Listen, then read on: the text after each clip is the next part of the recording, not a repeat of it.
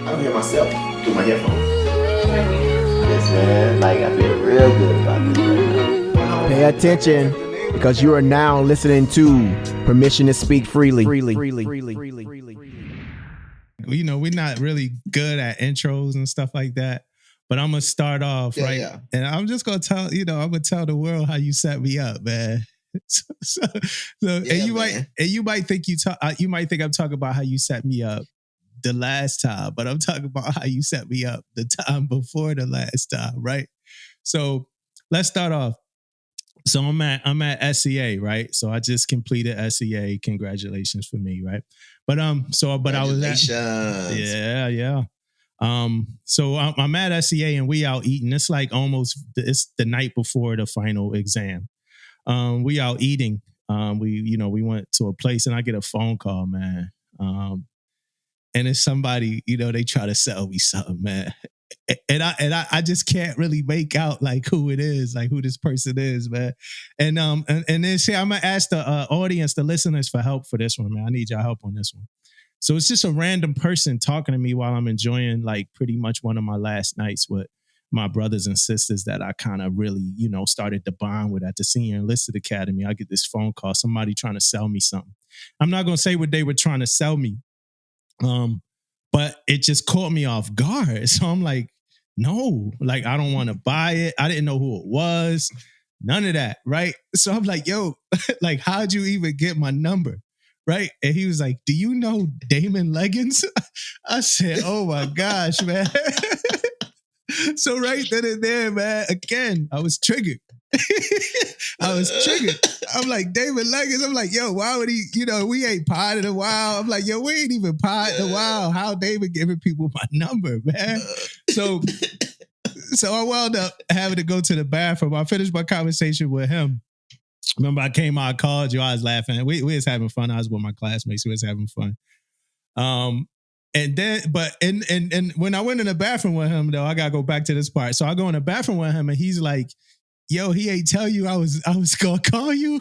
I was like, nah, yo, he didn't. He was like, I thought he would have gave you like a heads up. I was like, nah, you know what I'm saying? So I wound up calling you later, just to kind of, just to make sure we were good, and and I'm like, I text you, matter of fact, I was like, yo, Damon, that's messed up, man. I'm still thinking about, earlier how you set me up, man. And then you was like, yo, what make it worse is who that was. Then I'm like, damn, like, who was it? You know what I mean? Like, you like, it's a friend of, I'm not going to say her name, but you was like, it's a friend of ours son. Then I'm like, oh man, you really got me, man. So let me show, let me say, world. Let me get, so you're right. Everything Damo just said, it sounds like a setup, but let me tell you, it wasn't a setup though, right? So I told, so at the end, he got me. Say, once I found out who he was and blah, blah, blah. Because you know me, I'm not buying nothing. I'm trying to buy nothing either from nobody, right? So yeah, he set me up, told me who he was. So I went through the whole thing, blah, blah. At the end of it, he said, can I give him some more contacts? Right? So, yeah, I can give you some contacts, man. Damo name, the first name pop up in my mind. Damo, poo, poo, poo, poo, poo. Right? So I told him, I said, hey, make sure when you call them, you let them know who you are. You know what I mean? Because if you don't let you know, like me, I was the same way you were. When he first called, I was like, nah, what? Yeah. No, I'm not. But then when I found out who he was, oh, shit changed. You know what I'm saying? Like, okay, let me help you out type stuff. You know what I mean? It changed once I found out who he was. But I wouldn't fit it. I probably should have called. I should have texted you guys. It was, ain't no, you don't know what hit me up though. But I gave like 5 names out, bro. For real? Yeah, I gave about 5 names, but somebody who all was mutual, you know what I'm saying, that knew us though. You know what I'm saying? Knew who she was and everything too though. So yeah, man. So my question for the world is, should Damon have gave me a heads up about this phone call or not? You know what I'm saying? My answer is yes. I agree I should have gave you a heads up, but if he would have said who he was in the beginning, everything had been done. Oh yeah. Like I told him to do. Yeah, it would have been straight, but it was almost like he ain't. Like when people call me trying to sell stuff, I got defensive tactics. You know what I mean? So it was almost like everything he threw up, like I had something ready for it. Like, hold on. Like, like when people call me trying to sell stuff, I'm asking them more questions than, they asking me. So the moment they call, I'm like, yo, where you from? What you got going on? So that's what happened. That's what happened, man. But he called me while I was in SEA. Finished SEA, graduated SEA, great time, great experience. I owe Rhode Island an apology. The food was amazing. I just think at first when I was out there, it was the first couple nights, me and a lot of the Chiefs that just got out there, we didn't really know where to go. I linked up with an officer that I know. She showed me some good spots. Then after that, when the weekend came, me and the Chiefs, we definitely had a great time, man. It was super fun, man. Super fun. I talked to a lot of old school people and they say that, I'm not going to say old school. People get upset when they hear that. But I talked to a lot of people that went through SEA a few times before and they was like, damn, like they feel like they didn't have any time to, go enjoy Newport and stuff like that. I feel like we definitely did. And I went at like the best time of the year. It was in June. Did you have time? Dude, we ain't had time for nothing, man. I think you told me already you guys ain't have the same number like briefs and stuff we was doing, man, but we was always working on the next thing, seemed like, man. Like even when I go there the weekend, man, I don't want to look like crap. So I'm there studying and getting ready for those briefs. I remember being in my room like all the time. People wanted to go somewhere or whatever. I was trying to get something real quick to eat so I can come back and look in that mirror and go through those briefs, man, and make sure my timing was good. We had to do so many briefs and it was always on a time, you know what I mean? On time. So I was trying to make sure I got all that down and all that stuff. So I didn't have a time. I most definitely didn't enjoy Newport, anything like that. You was looking in the mirror? Yeah. Damn, man. Yeah. Just my face expressions. And, sometimes, man, like, I'm just trying to get it all down, man. I'm trying to win, man. That's all. The dude who won for like the best brief, and I ain't gonna get into too much of everything because I want people to like have a SEA experience. Then also, at some point, I'm gonna talk to some of the Chiefs I actually went through with on here. We're gonna kind of hot wash, but we're not gonna get into specifics. But the dude who had the best brief, he didn't use index cards or anything. Like when he actually performed his brief, it was about the Sullivan brothers. He didn't use anything. He just talked. Like he talked for 7 minutes straight about the Sullivan brothers' history and all that stuff. It was good. It was impressive. It goes either way. You get some people up there that think like they just gotta motivate. So it's like, yo, just be hype. Like it was one person that just was like hype. Like, and it's like, yo, what you talking about? It's like honor, courage, commitment. Those are the 3 core values. Like it was like somebody like that, then it was like, different, it's different people who brief differently and stuff like that. But it was definitely fun. It was fun. I did okay. I didn't do too bad in the class either, man. You know what I'm saying? I did pretty good. Yeah, you did good, man. You killed it, man. I know you don't like to brag on yourself, but I'm here to tell you, man, you talked about it. So you killed it, man. You did freaking great in the class, man. I tell you what, one of my biggest experience, man, I know a lot of other people probably may feel the same way. The best people who gets up and do the briefs, man, have good stories. Yeah. You know what I mean? That capture you. You know what I'm saying? It ain't about being hype. It ain't about, man, it's about, man, some people out there got some crazy stories, man. Like you'll be like, what? Yeah. Who went through that? Like who did that? What was that? Like you'd be like amazed. And that's what captures me, man, when somebody got a story to tell, man. So those are ones that give good briefs to me, man. Yeah, man. And somehow like we had a forced master chief came talk to us doing this DC conference thing, man. And he was on the cold, man. And he came out and talked about his experience on the cold. And dude, he had the whole freaking room. The room was packed, man. Yeah. And you see people in there freaking damn near in tears in there, man, when he got done. Yeah. Yeah, like, you know what I mean? Got a story. We actually got something about the code coming up soon too with a guest, right? So we were supposed to do something yesterday, right?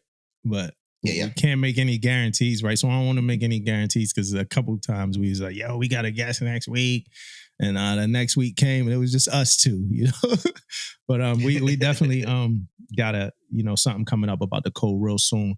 But I do, hey, for new listeners, first time listeners, hey. What's good? What's going on out there, man? I'm Damo. And I'm Damon. Yes. And is it safe to say that we're back or?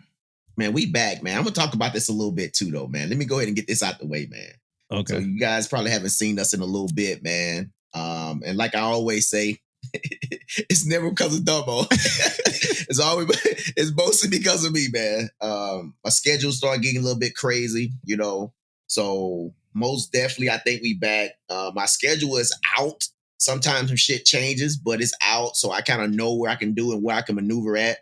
And I'm more involved with the schedule, so I should know more about what's going on now. So yeah, I'm officially gonna say it right now, man. We back. Nice. We are back.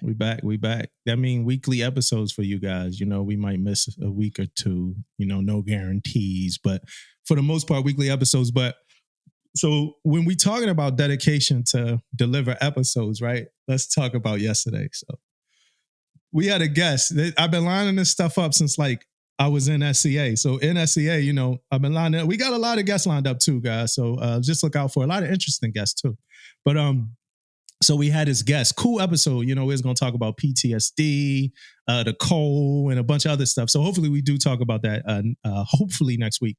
But so you know, I'm talking to him back and forth, ready to go. And some things we got to do to get him, you know, into the studio and the way we record the pod. And it's like 5 so we at 1800 we record, so it's like 1705. And you know, I was talking to my wife, we going back and forth about a bunch of stuff about like when she was not going back and forth in a bad way, but just when she was supposed to get home. And I'm like, oh baby, we ain't pod in a while, you know, like I really need the pod. She's like, all right, well, I'm you know, come home. So at 1705, man, I'm in here setting up. Just sent our guest the link so we could, you know, and she calls me and she's like distraught, you know, and I'm like, what the hell happened? Like, what's going on? You know, and she was like, yo, her car just got hit by another car, bro. She said 2 cars, but it really was like another car hit her car and then another car hit the car that hit her car, right? So it was kind of like a 3-car pileup, and she pretty much was like, yo, I need you to come get me. So I call our guest. Well, I hit him up. I'm like, hey, man, we can't do it today. I got to go get my wife, you know. And I just feel like, I don't know. I just don't want him to feel like I'm crapping out on this. Like I'm just backing out last minute at 5. Like what, like the biggest excuse in the world. My wife got into a car accident. Like you can't really argue that. So he's like, nah, it's all cool, man. He's like, life is life. I get it. So I call you. I hit you up. I tell you, you like, yo, it's cool, man. You know, it's whatever. So I go, I'm on the way to get her, and me and you talking. And, you know, I'm like, you like, well, what happened? And I'm like, well, so this is the second time David got me. He didn't really get me on this one. I got myself. But like, so we on the phone and I'm like, yo, she's saying that they fucked the whole back of her car up. And I'm like, but you know how women be exaggerating, right? And then David was like, oh, yeah, you know, you're a speakerphone, right? So I'm figuring if he's saying on speakerphone, that means Ella was around, right? So look, yo, I had to double down. I'm like, yo, women be exaggerating. I did not want to double down, man, but my pride made me double down, man. And I felt so bad. I'm like, yo, I have to stick the landing at this point. I said it. I got to live it. You know what I mean? I'm like, yo, you know, women be exaggerating. You know what I mean? So if I would have known, so look, that's like, ladies, that's what I think, right? I do think y'all exaggerate at times, right? But it came out. When I said it to Damon on the phone, number one, it came out harsh, right? And number two, it came out like it's something me and Damon discuss. You know, I'm like, you know how women, like me and Damon don't ever have that conversation. So I want to make that clear for Damon's sake, you know, that we've never had that conversation about how women exaggerate. That was straight from me. I have friends that I have those conversations with, but not Damon. The second part about world, all Damo, world, all Damo. The second part about it was, even though I believe that in my heart, if I would have known Ella was listening, I would have worked on a better way to deliver that. message. So I'm sorry that Ella, I know Ella listened to the pod, so I'm sorry that Ella had to hear it with that amount of sauce on it or whatever. Like I would have done it a little different, you know what I'm saying? But y'all be exaggerating, you know what I'm saying? So the whole back of her car, long story short, the whole back of her car wasn't fucked up. so it was like just a little, not little though, it's a nice amount, but it's like a piece on the side and it's gone over to her, like where her gas tank is. The other car is total. The car that hit her car is total because another car hit that car as well or whatever like that. Oh, wow. Yeah. So I get to the scene, man, and it's funny too, right? So I'm pulling up on the scene, right? I was joking with Angelina about this earlier. I'm pulling up on the scene, bro. It's an accident, right? So it's cops out there, sirens galore. What Angeline do? She start waving at me like, yo, I'm here. Like, yo, I know where you at. Like, it's cops, it's ambulance, like not ambulance, it's cops, it's cars. Like, you're at the accident. Like, I know where you at. She start, waving. I was joking. I know why she did it.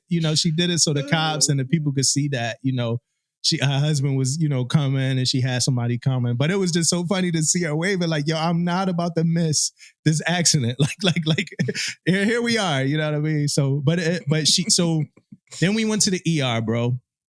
So we go to the ER, right? Now, mind you, this is a Thursday night before a 4-day weekend, right? So we had a 4-day holiday. And it's just like, man, so I'm there for 2 hours and the whole time I'm there, you know what I'm thinking? I'm like, yo, I need to tell my chain of command. You know what I mean? Now, mind you, I'm a DLCPO. This is my spouse. Yeah. And I know that, like, we going to be good to go, and it's a 4-day weekend. But it's something about me, man. I don't know if it's like the Navy side, the sailor side, but I'm like, yo, my CMC needs to know about this.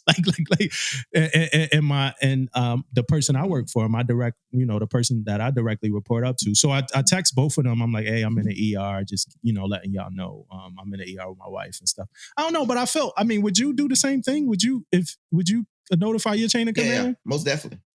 Yeah, that was like, but so and then just a quick little hey, I'm here. This is what I'm doing. Yeah, especially because I don't want like later on like it to be a complication, and then I'm like, well, it's from when my wife got into an accident last month, and they like, yo, we never knew about it or whatever like that. So, that happened. The ER is crazy. Exactly. Yeah, so we pretty much was in the ER from 7 at night from about 1900 to 04. So from 7 at night to 4 a.m., bro. Yeah, man, that's crazy. ERs be killing you, bro. Killing it. People was in there trying to fight the people that worked there. You had a couple drunk dudes. We had a helo come. We had 2 helo, medevacs. It was crazy. Like, people get dropped off from medevacs. It was a drunk dude in there going off, man. He was going off, talk about shooting the place up and all this. They wound up giving him some pain pills, man. The next time I saw him, he was curled up in a blanket somewhere, man. So it was a lot. It was a whole lot going on, man. And we live in an area that's like a mix of, you could get both like communities coming in there. So you could get like the one side, then you get like a lot of the like, people that's coming in because they drunk, disorderly, that kind of thing, just with the melting pot of communities. But what's up with you, man? How you doing? Yeah, man, I'm doing pretty good, man. I was in Everett doing inspection on a ship, right? Damn. So I freaking leave Everett early because my mission kind of ended early. Uh-huh. So I leave there and flew to Arizona because DJ was having a little camp up there, basketball camp in Arizona. So we went up there, spent like 4 days up there or whatever. He was doing this little thing, and they good game. They went 3-1 up there, man. So it was good, right? But on Saturday, man, I'm sitting down, and bro, I just get out of this chair, man. Mm-hmm. And my back just locks up, right? I'm talking about, man, like I'm having some spasms in my back or whatever. Like, dude, I couldn't hardly walk, man. I couldn't hardly walk at all, right? So I toughed it out in Arizona for like, I think it was like, it happened Saturday. So we left there the next day or whatever on the flight. I'm talking, man, when I'm walking on the flight, I'm walking through the airport, bro. I can't hardly freaking walk for real. It's bad. So get that Sunday. So Monday, I go into the ER. Of course, it's a long time too, though. We'll sit up in the ER. But I finally get looked at, man. And it's like the first time I had a little back issue. But normally something happened with my back. I tweak it. I don't warm up or something. And then my back gets stiff or whatever. And hurts a little bit. But not to this extent. So I go in the ER, do some images on it. And so I find out I got like slip disc, like L4, L5, whatever. Yeah. Slip disc, whatever. So that was on Monday. So the next day, they gave me all these medications and stuff. And then the next day, I go into my rec. I want to go see the PCM. They don't answer the phone. They don't do nothing. They like nothing. So I just go and show up. So when I show up, I was telling the guy up in the front desk, I said, this is what's going on. I'm just trying to make sure I can take this medication because I need it for, blah, blah, blah, all this stuff.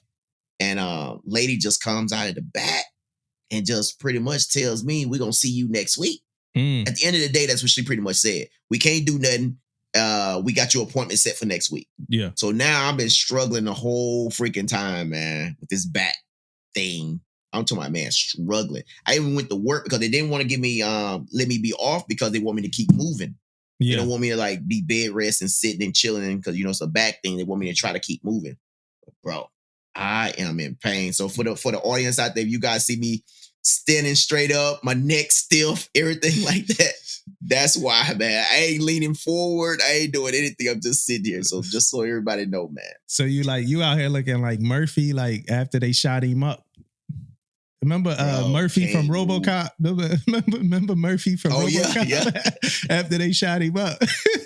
Murphy was sitting real stiff. Like all Murphy had was a head, the face, man. That was it, man. That's me, right? That's all you guys gonna see right here, man. That's it. Man. So you in the chair, you know, Professor X in it, and it's no real nothing you could pinpoint, huh?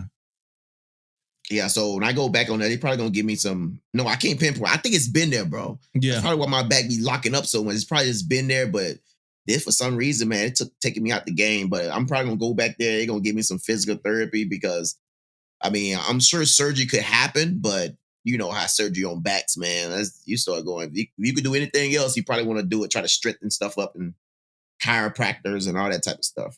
Yeah, but this shit is painful though. Hey, I got a question for you, man. I got it. Well, let's first of all, let's wish you the best. Us and, the listeners wish you the best. But I got a question for you, man. When was the last time that you told somebody this is going to be a one-way conversation? So the last time I haven't even done it as in khakis, man. So you did it as a blue shirt? You told somebody that as a blue shirt? Yeah. When I was a DC1, man, I remember doing it. The only reason why I did it, though, because that's not how I vibe, because normally when I'm talking, they not be interrupting me anyway. But I had this cat, man, kind of, hood or whatever. Yeah. And he came in there. He wanted to go like back and forth with me. And I was like, bro, this is just me talking. Yeah. You know what I'm saying? That when I get done talking or whatever, that's it. This ain't gonna be no like you come back and we making some type of freaking, in the middle, meet in the middle. No, we ain't meeting in the middle. Yeah. Right. So he tried to go back and forth, but I shut all that down. But that's the only time I did it though, man, because for one, I never wanted to like take someone's voice from them. Mm-hmm. I like to listen to what they got to say, because when I listen to what they have to say, I can shoot holes straight through that shit like this. You know what I mean? So I kind of like sometimes wants to hear what they got to say, because a lot of times sailors argue about something because they don't know the full circle. Yeah. You know what I mean? So they only know their side, and then you get a chance to shoot holes in it. And then let them understand this is why we doing this stuff like this. So I like to hear what they got to say.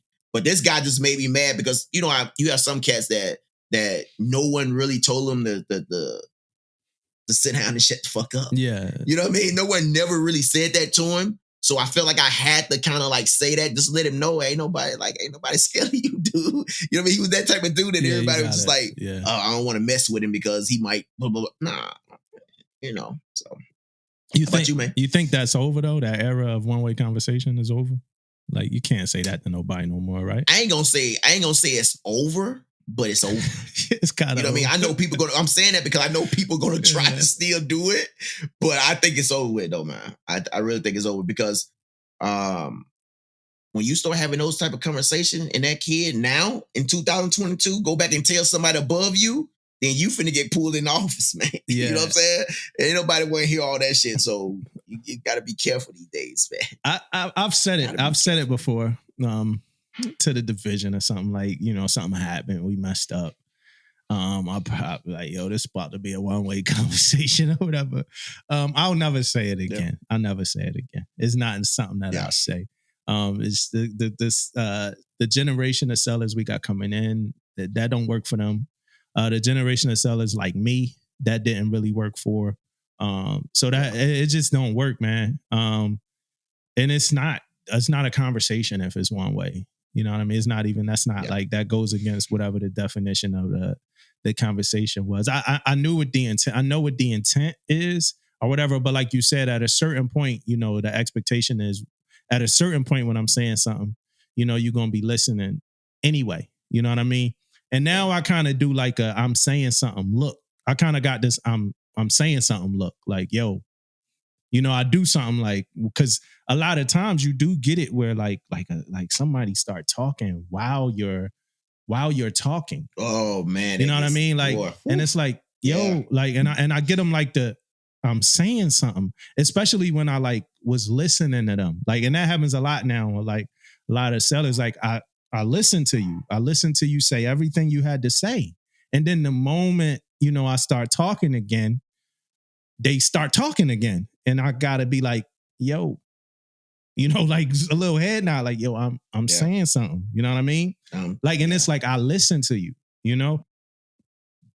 Hey, so if you're listening, we having some technical difficulties. If you're watching, we having technical difficulties. So that was an edit point. But we were talking about just one-way conversations. And if we ever said it, I think all of us are like guilty of saying it at some point in time. I feel like we should, if you still saying it, just kind of be cognizant of your audience and know that it's probably not working anymore. But like I said, that not a good idea. Yeah, definitely not. That's what ticked off, the seller. Like I said, I came back to work after being in Rhode Island, enjoying myself, having a great time. To that scenario, and then another scenario where the AC ain't working in the office, man. You know what I'm saying? That's not the way you want to come back from somewhere where AC was great. That leadership hall AC, man, is perfect. You know what I mean? But the AC was not great in my office. It was let me tell you something about this AC thing, bro. So I've been at this job for a little while now, man. And I think the AC is on different freaking times, man. Like we actually had to call the building management, man. They cut the AC on in the winter. Yeah. And don't do nothing in the summertime, man. That's so crazy, I don't know what's going on, but we got people up in our office, man. We stay in freaking brown t-shirts and that thing, man. Yeah. Sitting at our desk, man. It's like hot. They authorized PT gear, bro, in the office. They authorized PT gear. Ooh, I'm walking through on Monday. I got sellers coming to quarters in PT gear. And I'm like, yo, it was like, I'm like, and nobody else said nothing. So I'm like, all right, like, let me ask somebody offline then. Like, and I'm like, yo, is this cool? Like, what's going on? Like, y'all good with this? No, I think first I was like, man, I got sellers coming with PT care. Like, what the fuck? Like, we going to shit? Like, and then there's like, oh, nah, it was authorized. I'm like, shh, okay, man, that's different. You know what I mean? But it's just coming back to all of that stuff, man. But hey, we back to you guys too. So I'm happy to be here. I love and appreciate all of our listeners. We had even though we only did one episode last month, we really did have a great month as far as listenership. But I really miss getting on and just kicking it with you guys. You know what I'm saying? Yeah, man. So man, I'm gonna go ahead and get this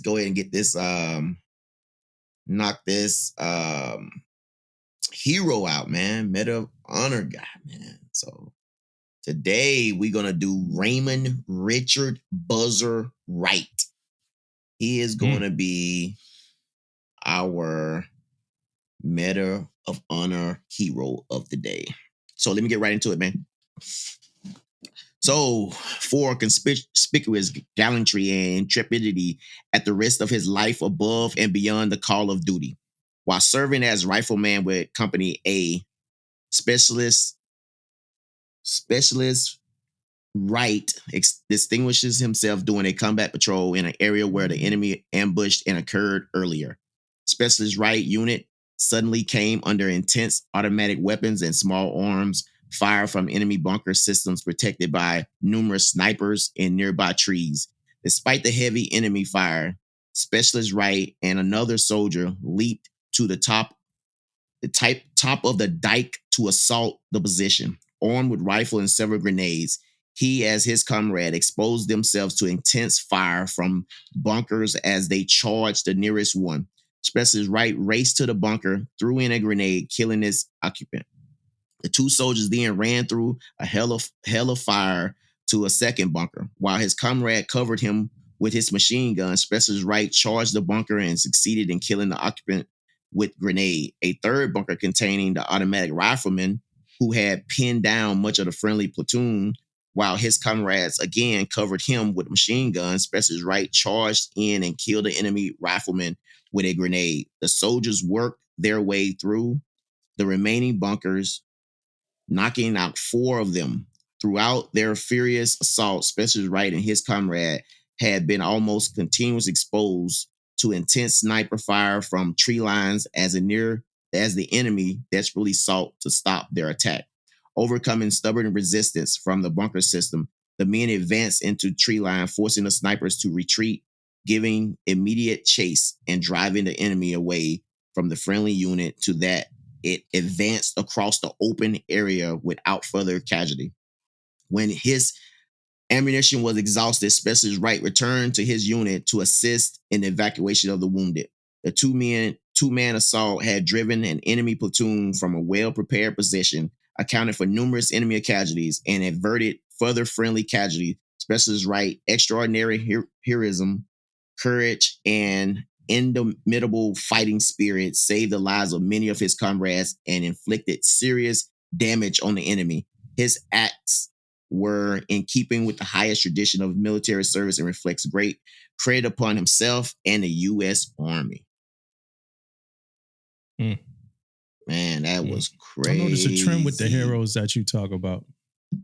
Yeah, man. I find them heroes that's man that whew, we talking about, man, like, and I know it's a trend. You're right. I like talking about guys like this, man, that put their life, on the line like this, man. But I tell you this, man, this guy here, we're talking about with grenades, 4 or 5 bunkers, man, cover fire, and you running through snipers and everything, man. If that's not like putting your life on the line, what the hell is? You know what I mean? That is crazy, man. Yeah, hey, I noticed that trend with your heroes, man. Like your heroes, they like superheroes, like Rambo-esque heroes, man. And these again, like we always say, these real people, these real people that had to make tough decisions at like really tough times, And that was a big conversation at SEA too, was just about, are people able to make those hard, decisions when it's time? Is the new generation, is the old generation, whoever. My question for you is, what's the hardest decision that you feel like you ever had to make as a leader? The hardest decision that I probably had to make as a leader, man,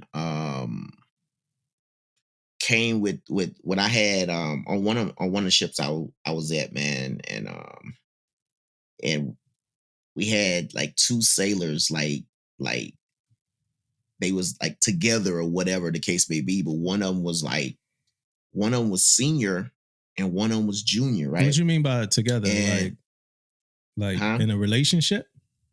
In a relationship. Okay. Yeah.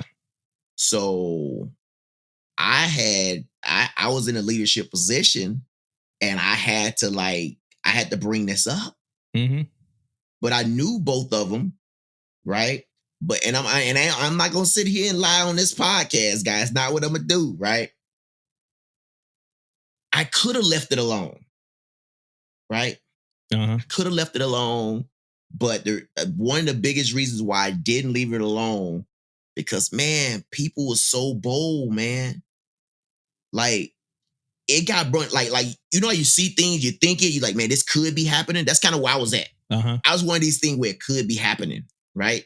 But I wasn't sure, and I wasn't going through searching through the weeds either, though. I could have been, but I wasn't. So I threw it. It's possible, but I wasn't saying nothing, right? Yeah. So, dude, 3 or 4 sailors knocked on my door, man. Came on in. And all of them was saying this and this and this and this and this. So I ain't had no choice then. I had to make a move, man. Yeah. And it was a hard decision because these are like the senior guy was damn near my guy. You know what I mean? Like my hand, you know what I'm saying? It helps me a lot.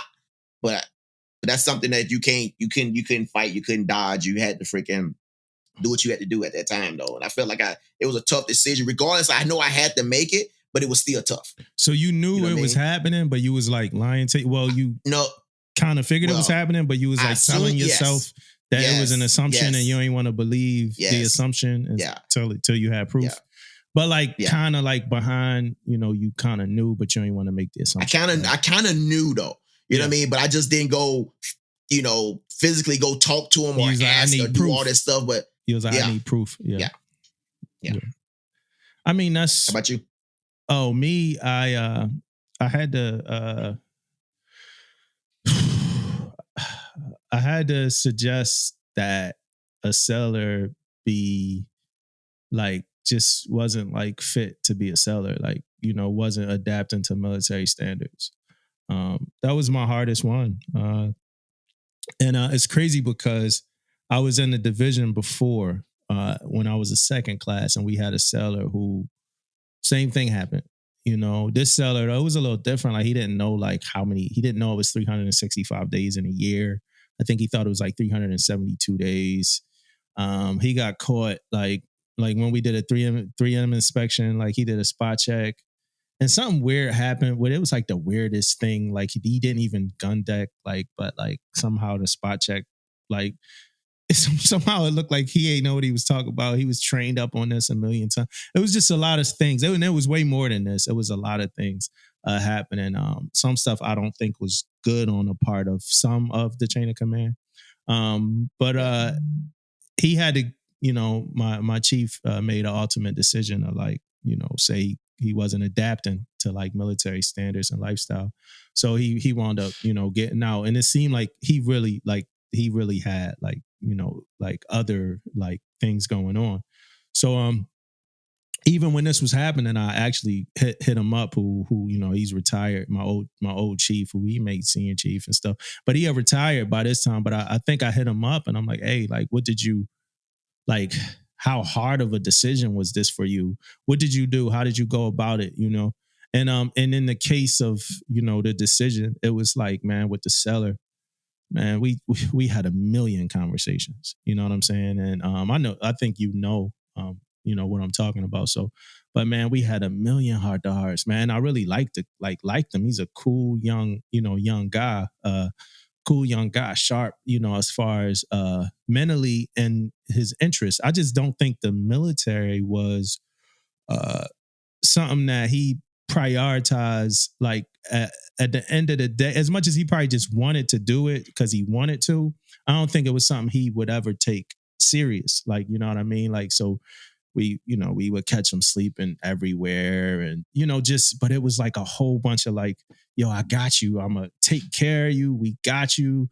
This, some stuff we probably should have been did. And some of that was on chain of command. Cause at one point we did route up something for NJP and, chain of command kind of hosted it for a little bit. Well, and we always do what can we do better? How are we failing the seller? And it's this is we done had a million heart to hearts, man. And again, like I said, I personally, really cool young guy, a really cool, one of my favorite, sailors on the ship, man. Just always got something cool to talk about. We had the same, of course, music interests. I used to mess with him and stuff about music. But ultimately, I had to say, like, hey, I don't think this cell is adjusting the military lifestyle. We doing everything. We getting people to go around and wake them up. It was a whole lot. And then on top of this, it like, I think he challenged it, which I thought was cool. I think at some point he talked to the CO and he told the CO, hey, give me one more chance, right? And this was probably like chance number 4, because I think at first we did a departmental DRB, then he did actual DRB, and then he did NJP. And I think this was like chance number 4, and the CO overturned. From what I know, I think I was off the ship at the time, but I think the CO overturned the whole asset, like, because he was going to get separated. I think CO overturned it, and I think he got in trouble again. He did something else or something like that, and he wound up still, being separated. But great, again, like, great, man. Really cool young man. And I hope he's doing great, outside of this. But this isn't, like, some of the things you have to conform to is really not for everybody. Like, it's just not for everybody, It's and facts, man. Yeah, and he was, last thing before you start talking, and he was one of those guys that when he had work though, man, like, and that's the part that kind of like really like hurt, because when he had work, he was good. Like, when he was active, he was good. You know what I mean? Like, and he was active a lot. Like, when but and then he also equally was like, you had like different hiding spots, and just, it was just a whole bunch of things that was just hard, like, for everybody. Like, it was almost like a full divisional like task, like, from the first class to me to even the second, and then when we started getting more junior sellers, it's like, man, like, we don't want these things to rub off on these guys, or them to think that you could just go and be sleeping somewhere or camping out, like, literally like camped out, certain places. But that was my hardest decision ever as a leader, was being like, yo, because it's a lot to go with that. It's like, man, this person is like getting money from this, stuff like this. But I just don't think it was the best thing for him. So I hope he's doing, great wherever he is now. Most definitely, man. Like, and we always be thinking about stuff like that, because we know no one comes in the military to fail. You know what I mean? Mm-hmm. No one comes, like, they don't wake up and say, oh, let me join the military and fail. I mean, that shit don't happen. But like you said, man, you have to adapt to different things, man. Your background, sometimes it's hard to adapt. You know what I mean? To certain things, man. Like, I remember having a sailor, man, like, and I didn't even know it was this deep though. He got to the ship, and I guess he been promised for the last 9 months that he was going to be a Navy. He was going to get in the buzz and go to the program and all this stuff. Time he gets to the ship, man. And then end up he gets to the ship, and I had to tell him, man, you're going to be on board this ship probably like 2 years, man. Yeah, like, no doubt you're going to be on here probably like 2 years before you can even be eligible for any of that stuff, man. So I think you need to put your head down, get your quals, do your thing, blah blah blah, all this stuff, right, bro? We pulled into a port, man. This kid is gone. Mm-hmm. Bro, he went to medical, and we ain't see him no more. Yeah. You know what I mean? But at the end of the day, and I remember thinking back on it after he went to medical, and I think he ended up getting, the adapt thing too. He could not adapt or whatever. I think it ended up happening for him. But I thought back on that, man. I was like, man, like, this dude had a family. We had a conversation, man. His whole family is like a family of Navy SEALs. Yeah. You know what I mean? His whole family, that's the only thing he came in the Navy to do, was be a Navy SEAL. And when he found out, he talked to me, felt like he was tricked. Yeah. You know what I mean? To come to a ship, because he had already waited 9 months and wasn't nothing available. So then they just told him, well, just go in now. And then once you get to your command, then you can request the blah, blah. And he said that's what he was told. You know what I mean? So. Yeah, that's the worst when the sellers come with a lot of the ones who was the buzz drops or whatever. And they like, that's a lot. Like, some of them do go back, but the ones who like never make it back, it's a lot trying to like helping them like mentally transition into like, yo, you gonna be a electrician now, or you gonna be a DC man now. or something like that. And some of them stay in. Some of them, suck it up and stay in, and then some of them get out. You know what I mean? So it's crazy. I'm just thinking, this made me think, like, we used to do birthing wars, back on the ship, right? I think legally, like, I don't think nobody could get in trouble for that now, right? But they used to do birthing wars back on the ship. And we had this dude that was like a buzz drop, man. And so, like, you thought, like, you thought he was going to be able to handle himself down there, man.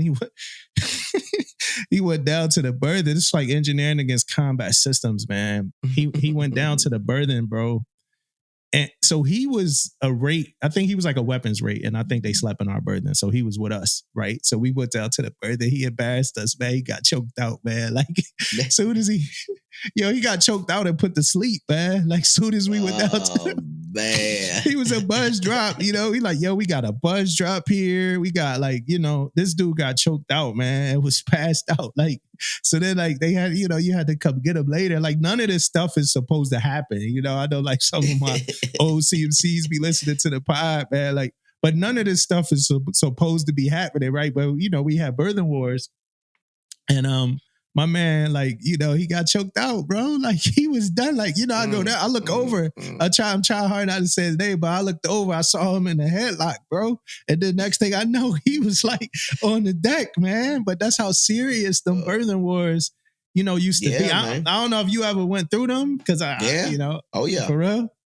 Birthing wars was real, man. I mean, we held it down, boy. You had to hold it down, man. Cause them boys come in, like, man, it's like a planned attack, bro. It's mapped out and planned, and they kind of like know we kind of knew, or they knew who they was attacking, who they was going after, all that stuff, dude.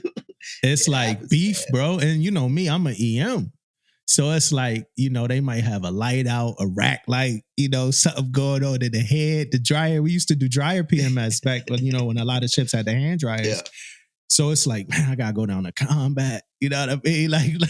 And I was maneuvering around, because for me, it was like, all right, we going to play sometime, but sometime we not playing. Like, it's a time to play, and it's, it's a time that I can't be, like, I'm an EM. Like I can't, like, some people, they had to succumb to, like, it's on site whenever you see me kind of, thing. With me, it was a little different, because people knew, like, yo, don't mess with them right now, but, it'd be like, yo, the next time you come down here, it's like, it's cool. You get talked to. It's cool. So I had, like, immunity a little bit every now and then, just because of, my rate. But it could get crazy. People catch you out in a P-way, like, trash you real quick. I remember a couple dudes came down to, like, either CCS, like, yo, come here real quick. Yo, they just got me in such and such P-way or something. It was crazy. Like, people used to take birthing wars serious, man. It was crazy, bro. I remember, man, we had to have a talk, man, with our birthing guys, and then we kind of had a smaller ship, man. So we kind of had to talk about body below the neck type stuff, man. Yeah, man, people running around the ships with busted lips. Oh, they was hitting each other in the face. Yeah, bro, it was like going down, man. We had to have a talk, like, below the waist. Yeah, man. People start getting involved, man. It's crazy. Yeah, that's sick. I don't know nothing. I don't know anything about if birthing war is still happening on ships. I know, being a first class, like, when I was at LCS and stuff, nothing like that was going on. And I mean, they got like they had, like, little staterooms. On a one variant, we did have birthings, but on a two variant, we had, like, little staterooms, but nothing like that I don't think that is kind of, like, room for that in the Navy right now. It's like birthing wars. But it was like, back then, it was like, I don't know, man. It was fun. I mean, it was fun, man. Like, but people going to medical for things and stuff like that. It's like, yo, what y'all, what happened? I was taking some stuff down the ladder well. I kind of slipped, it's like, yeah, you hit your eye, you know what I mean? Like, yeah, I hit my eye, you know what I'm saying? But yeah, it was cool. Hey, I'm not going to say too many names. I do want to shout out HM2 Carey, Malcolm Carey, who is recovering from a motorcycle accident. They post on Facebook a lot of the stuff. I don't really do too much commenting and stuff on Facebook. I kind of really take those things, like on my own personal side, like personally, for me, I don't do a lot with social media when it comes to things like that, but I have been praying. Like he has been in my prayers. So he's recovering. And then I also want to give a shout out to the family of, he was a GSM when I was friends with him. OP. I'm gonna just say OP. I'm gonna leave his name out, just in case. But he passed away from cancer very recently. A friend of mine from the Navy, and it hit hard. Another friend of mine, a civilian, also passed away. The family is looking into seeing if it was a murder.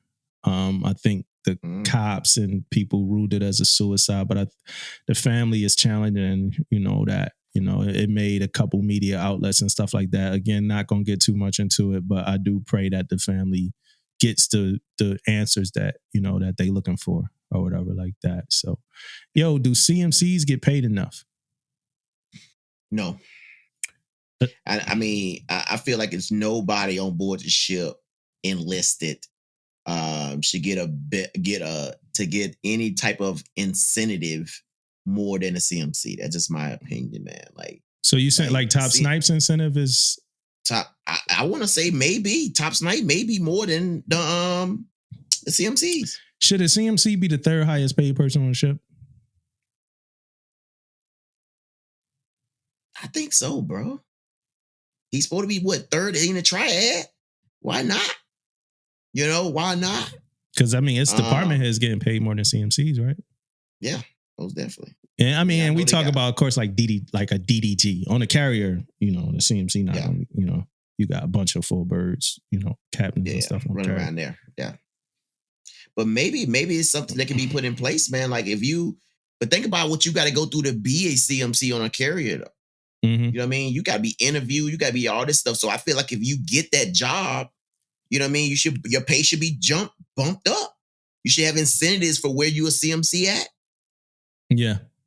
I don't know. I mean, but I don't most definitely think they should be paid more. I don't know. And I'm talking because I don't know exactly how much, but I heard it wasn't a whole lot. Yeah. So, I heard the same thing. But with that being said, man, I most definitely think they should get paid more. And I'm standing in right now as an SEL, man, and I'm like, man, the stuff you have to deal with, I'm telling you, I most definitely think they should be, getting paid more. Yeah.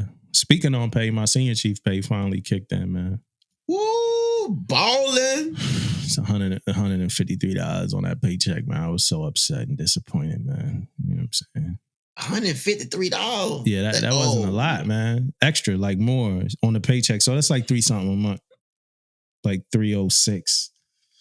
That ain't much, bro. That wasn't a lot, man. Because of your time in, maybe? I don't know. That wasn't a lot, man. That's all I know is it wasn't a lot. Somebody told me that Master Chief pay bump is crazy. But I've been waiting for over a year, I feel like, for the senior chief pay, man. Damn near a year, man, just to see. And maybe it's because the way the gas price is set up right now or something. Maybe it's because like we in a like recession or like coming into a recession or whatever we going through right now. That 153 ain't feel right, man. Like I felt like I needed more, man. I looked at the check and I'm like, oh man, they got E8 on here. Let's look at this money. It was $153 extra, man. That wasn't nothing. That's about to go to like Adobe Acrobat or something, man. Like that. Yeah, I know, right? Yo, that really wasn't nothing, bro. That really wasn't nothing. I just wanted to vent and get that one off, man. I'm hoping that. Yeah, man. That wasn't most definitely wasn't too much, man. It wasn't nothing, man. What's up, man? Like, I got another question for you, man. High year tenure, right? So we just all over the place this episode. We got a couple things we kind of want to get into, but high year tenure, man. Like, what's your thoughts on that? You think that should be a thing? I was thinking about that a lot when I was in SCA about high year tenure. Do you think that should be a thing? Like, first of all, can we break it down in layman's terms for like a civilian, somebody that's listening that don't know what higher tenure is? So I use myself as an example for higher tenure, right? So higher tenure meaning that I could do a certain amount of time as an E8, which is a senior chief. And my higher tenure time is 26 years. So if I want to do over 26 years, I have to put a higher tenure waiver in to do over that time frame. So higher tenures for Chiefs, I think Chiefs is 24 years. Senior Chiefs 26. I think Master Chiefs is 30. So it's a time limit that you could do, and then it depends on your Force Master Chief or Fleet Master Chief. You could do longer than that, but I know a new message came out. I'm sure you're going to talk about in a few minutes, but the message that we ain't trying to kick nobody, we ain't trying to let nobody leave early message because we'll have nobody because we made people leave because of COVID. Yeah, that message. Yeah, that message. Yeah. But it used to be that you had to go out. The only way you can do a higher tenure waiver to do longer is you had to go to sea. Mm-hmm. It had to be at sea duty regardless. So now I think on this new message came out, I think it's I want to say it says sea and shore. So you saying you agree? You saying you agree with higher tenure? I agree with higher tenure because if you don't have some type of higher tenure in place, I feel like it'll be even more hard. And it'll be harder to promote if you didn't have higher tenure in place. And I'm saying that because right now, for example, say it's 60 DC men going up for Master Chief DC. They only make one. So every year after that, those numbers are going to keep growing. And now you got Senior Chiefs in 30 years. You know what I mean? Now you got all these guys, and the time you go, I think after a while, man, you're going to have 200 to 300 people, 200, 300 Senior Chiefs that's up for it, and you're only going to make one. Well, that's you know what I mean? So I think I'm listening. The number's going to keep growing. Put it like that. It's going to keep growing for eligibility for the next rank. It's going to be that whole rank creep thing that happened some years ago. But that's you thinking about it. I mean, that's a valid way to think about it, though. You thinking about it as far as the next person in line, and you thinking about it as far as the way the Navy's set up, like the way our promotion system is set up. All right, but let's take that out of the thought process, and I know it's hard to because it's a part of the thought process. But like if I'm at a warehouse, right? So my thought is that I'm in and out about it because basically what you said is true, right? But that's because of the way the Navy promotional system is set up. So I could agree there, but I look at like for instance like if you work a civilian job, you got like a grunt, for instance. You got like an apprentice, a journeyman, a foreman, stuff like that. It's some journeyman or some apprentice that like, not really apprentice, but some journeyman and foreman. That's all they ever want to be. Like they don't want to like do nothing else. Or you might go to that job, where you get the forklift driver. And that's all he want to do is drive the forklift. I just, I drive the forklift. I've been driving the same forklift for 20 years. He the best with it. He backing out. He could pull off to the side, put stuff on it. Like he got the forklift down. Like who's to say that we don't need that forklift driver? Like who's to say we just don't need that guy or that woman? So I just think about it when I think about the Navy, and I think more about the junior ranks. I know you talked a lot about like the senior enlisted ranks, but I think more about like the E5, E6, like because you can't be a second class forever, or you can't be a first class like forever. But like, who's to say somebody just like wants like doesn't just want to be that? Like I just want to be a works in a suit. You know what I mean? I want to be the best works in a suit that I could be. But at some point, you kind of like you have to promote, and I think that's good and positive of the Navy for like upward mobility. You have to promote, but I also think like man, like we need people in every single slot. So I don't know. Maybe I'm talking crazy. Somebody gonna be like, "Yo, Damo talking crazy." I mean, yeah, I tell you, speaking of that, man, like I have my neighbor, man, Filipino guy, man. He's an older guy, and he freaking I think he retired, man. He had E3, E4, man. Yeah, that's back in the day. Yeah, they was retiring back in the day, man. So, but they knew shit. They could run circles around. They was running circles around. They could probably run circles around some of us today. And I'm talking about us, like Chiefs, senior Chiefs. Them dudes probably could run circles around us. Them men and women. And they was cook. He was a cook. Back in the day, cooks didn't promote anyway. Yeah, back in those time frames. So yeah, man. They was in them tech manuals. them NSCMs, they was like you had to though. Even when I came in, man, I had to because of I had to do what they call the PARs and all that stuff because I was undesignated. So even for me to go to a rate, I had to go do this whole book, you know what I mean, and show people and blah blah blah. Like right now, man, right now, if you undesignated, man, you got a better path than a rated guy. You think so? Another subject. That's another story. Oh, that's another story? That's another story. But it's true, though. It's true, man.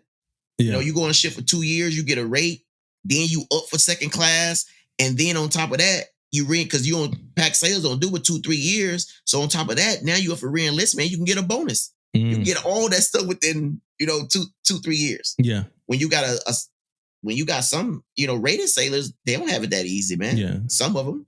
So you don't believe that somebody should be able to retire as a second class?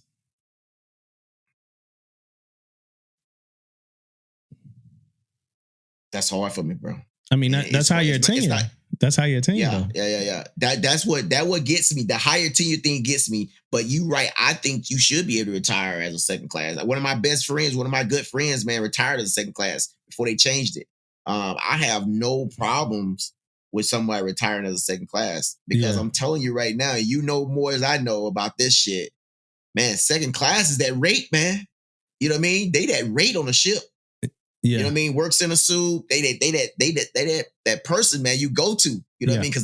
Because they are the ones that's in a tech manual all the time. Not to say tech manual. They in the PMS course all the time. They are in the work center all the time. And they know sometimes when you become a chief or something, you're not on the deck placing those PMS cards like the works in a suit.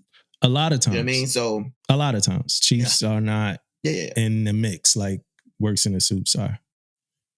So you could find a works in a suit that would technically be able to kind of work his hands or her hands through something better than the chief. The chief might be a little rusty with, the actual activity. And then sometimes things change to the point that the chief might like retrofitting things, for instance, like a chief might be assigned. I mean, you might get a chief that's like, I want to do a couple of these so I could know how to do it so I could train, my people. A lot of time that happen when new things get introduced. You might get like somebody come show us how to do it. You want the chief there, but sometimes the chief can't be there. So you send like your first class, your second, somebody to be able to teach the rest of the division how to do something. Or whatever. So you do know how to do it, but I'm sure some things out there that like chiefs just ain't really put their hands in yet. You know what I mean? It's crazy. And I tell you, man, when I was working in a soup, I remember like still like telling my works in the soups. I used to like quote these freaking MIPs and quote all that stuff. And I used to tell them all the time, I'm not quoting that stuff no more. Now you want to give me a technical question about a piece of equipment? I probably can tell you, but I probably can't tell you like note 2 no more, you know what I mean? Like warning signs on there and all this type of stuff. I probably can't tell you that no more. But when I was at works in a soup, just like my works in a soups, I mean, they can do that stuff because they in it all the time. Yeah. Hey, man, I'm going to just get into it, man. I'm going to get into this whole do better segment real quick. Do better, man. And it's just like this, man. It's like this. Base gyms that close by 1800. You know what I mean? And maybe I'm being super specific, but I like, again, for the last time I was in Rhode Island for 3 weeks, they had a base gym. First of all, that gym is amazing. It was beautiful. It was fun. Everybody that went to the gym were beautiful. And they worked out, you know what I mean? And I worked out every day in that gym, right? So if you listening and you don't know this, I've worked out every day for the month of June, right? Starting like the last week and a half of May, that was my goal, was to work out every day in June. So I got like 86 workouts done in June. But the gym was just great, man. I get back to my base. I work until about 5. I'm thinking the base gym closed at like 1900. I work until like 17:10. I get to the gym and it's like, this gym closes at 18. And they look like they already halfway out the door. And I'm like, why would a military base gym, like military members, like why would our base gyms close at 1800? Like why? Yeah. You know what I'm saying? Like some of us getting off work around that time. So you open during our working hours? Yeah. What up? I'm gonna say I think our segment today is also gonna be like, I think Rhode Island need to do better with this. You know what I mean? I don't think all of them like that, right? All the gyms on base don't close at no 18. No, Rhode Island didn't close at 1800. Like Rhode Island was good. Like they had Gatorades, Powerades, they had they didn't close at milks. 18. No, but the gym when I got back to work closed at 18. Like so where you at right now? 1800. Yeah, they need to do better. Yeah, 1800, bro. crazy. Like, what are you expecting? Who work in the gym? Is it civilians? Yo, I mean, I know people be listening, man. I know people that's on my like station with me that be working that yo, gym. it be these civilians, bro. Like it's the civilian, man. It be these civilians. Like some of them, like nothing against civilians at all, but it's like one of them just be sitting down like at the gym, like a different workout equipment, like with in the chair, bro. And the funniest thing about this one person is I went to Planet Fitness one time around my way, and the same person that was sitting down at the gym on base was at Planet Fitness sitting down, doing the same shit. So I'm like, yo, is this your workout? But so it's civilians who work at the gym, and that's what I'm wondering. Like, could this be like a collateral duty for sailors? Like, I don't know how the MWR thing with the funding works. It used to be a you can go in and hand out basketballs and work in the gym and all that stuff. Well, was that a job though? Was that like an actual... they that was billeted. Yeah, do that. So I'm thinking more like maybe we should do that, but I know we need people out at sea or whatever. But it's like, yo, this gym closes at 1800. Like, that's crazy, like I would volunteer. Like I would volunteer 2 more hours. Like, yo, let me come in here for 2. It ain't like y'all selling Powerade. Y'all don't have nothing in there for sale to drink. You know what I mean? Like I could come in here real quick and look at people IDs. You know what I mean? Yeah. Like I can do be it. Making a killing over there. MWR can make a killing in there. Yeah, selling shit. Bring a couple machines in there, man. Yeah, I don't know. I don't know if it's because it's not a high traffic gym. I really don't know. I just know that like I feel like they need to do better. Somebody could explain to me what's going on, why it's like that, but I just don't think that a gym on a naval base that people live on, actually, people live on this base, should close at 1800, bro.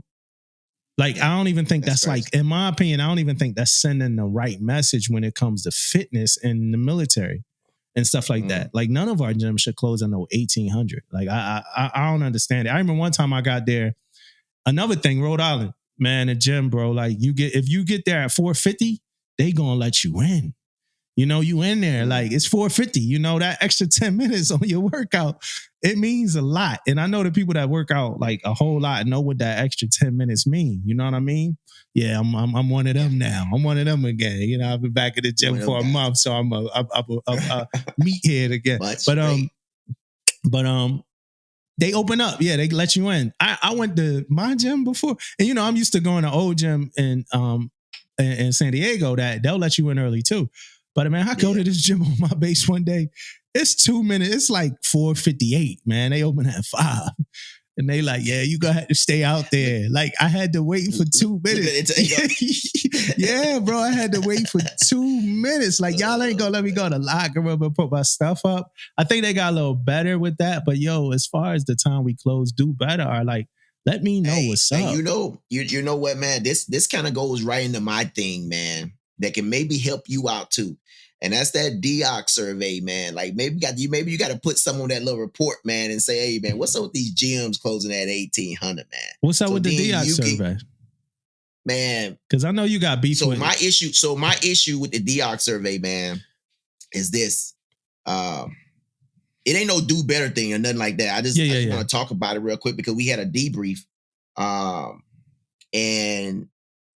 And I'm going to tell you, I'm saying this because I see so many people complaining about stuff, right, all the time. So I'm like, oh, man. So I'm talking about, and I'm at a senior command. So I'm like, man, you get up in this debrief and it's going to go down. They're going to put it on a survey. Right, they're going to put it on a survey. Oh, yeah, it's all on the survey. Man, we get in that thing, man. That survey wasn't talking about nothing, man. Yeah. Like nothing. So my thing is not necessarily love the survey, love all this stuff, but if you complain about something and you don't put it on that survey, Stop complaining about it. Stop talking about it because it's not going to change. That DOC survey could make changes, man. That's one of the things in the military. Let me tell you, that could work. If you put it on there and everybody feel like it's something that will help the command or help whatever, it'll make some change. But if you just a complainer and don't want to put it on there, don't talk about it. Yeah. That's my thing, man. And I'm bringing it up, man, because we had a debrief and wasn't shit. For real? It wasn't hard nothing, man. It wasn't too much. Hey, so the craziest thing about that, what you just said, was I know that there's some sellers out there that just don't believe in a survey, right? So it's just like an insane cycle of bullshit, right? That's what I think it is, like a constant cycle of BS where it's like, hey, I don't believe in a survey because nothing ever comes out of the survey, so I'm not going to take the survey. So it's like you're not going to put nothing in the survey. And so the next year the survey happens and y'all talking about Taco Tuesdays or whatever.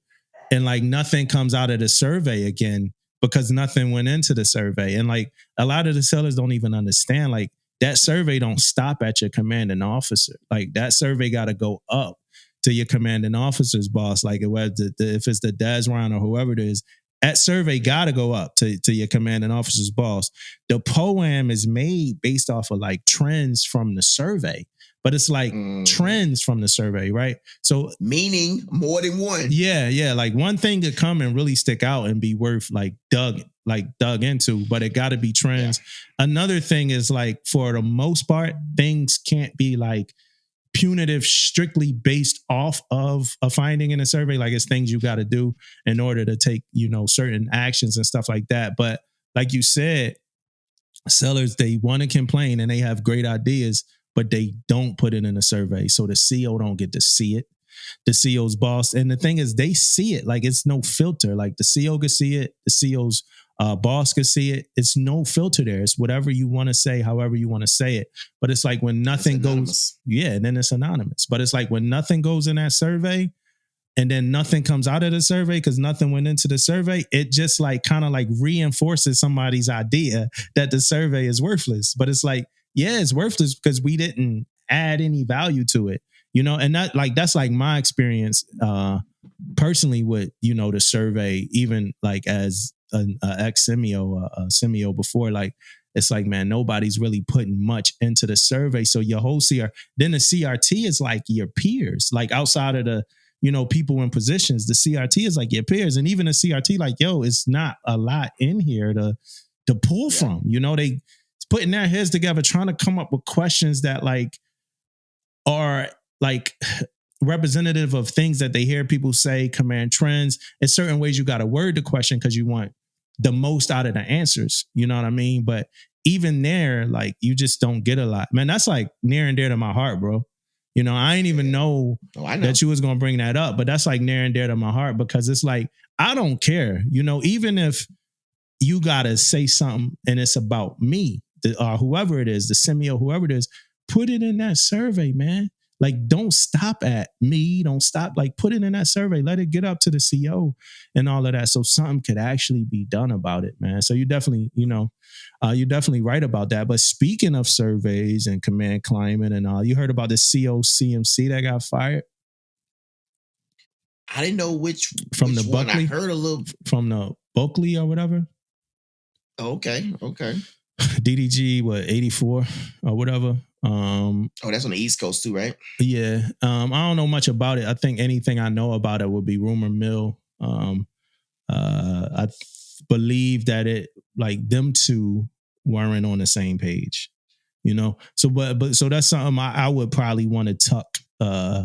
That's something I would probably want to tuck for if we get a CMC. Like, hey, like what happened? Like, what happens if you and your CO not on on the same page? And I'm assuming it happens. So that'd be a great conversation to have with a CMC because everybody not going to get along. Everybody has to do a job. Everybody got a job to do, but that don't mean you guys going to be on the same page all the time. So that'll be a great conversation. Yeah, because you got like the whole thing about, y'all not on the same page, but then you still got to temper the messes.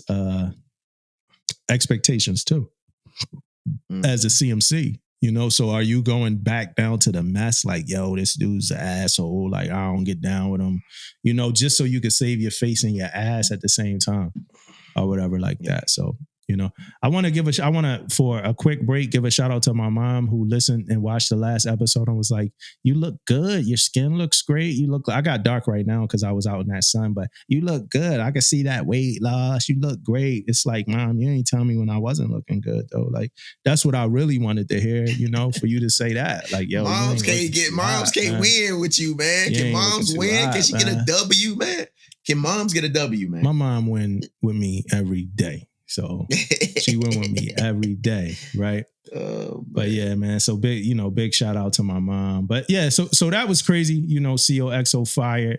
And then we talked earlier just about like, so we're gonna talk about that nav admin, that 142.22 one. But before we talk about that nav admin, did you hear about the Army? So I'm gonna read this from military.com, right? Army swiftly backpedals on policy dropping high school diploma requirement, right? So it says, after only a week, the Army has swiftly reversed a new policy that would have allowed potential recruits to enlist into the force without a high school diploma or GED, according to an internal memo reviewed by military.com and confirmed by a spokesperson. It says the Army, along with other services, faces ongoing crisis to fill ranks, right? So we having a hard time getting people in. Yeah. I guess Top Gun ain't do what we thought it was going to do, right? So it says the Army has only hit about 40% of its recruiting goals this year. On June 23rd, the service said that it would drop the requirement for completing high school under conditions that enlistees quickly ship out the boot camp, setting a deadline of October 1st to begin. So you don't even gotta go to high school. Like, just how quick? GD, nothing, right? How quick can you get to boot camp, man? That's what we want to know. Like you don't even need a high school degree no more. Like, where y'all at? Like they gonna get the street sweepers out in a minute, man. But it says, however, that move was met with some mockery online. That's all you gotta do is mock somebody on Reddit, man. And accusations of it being a desperate measure, lowering standards to fill in the ranks wherever the Army could.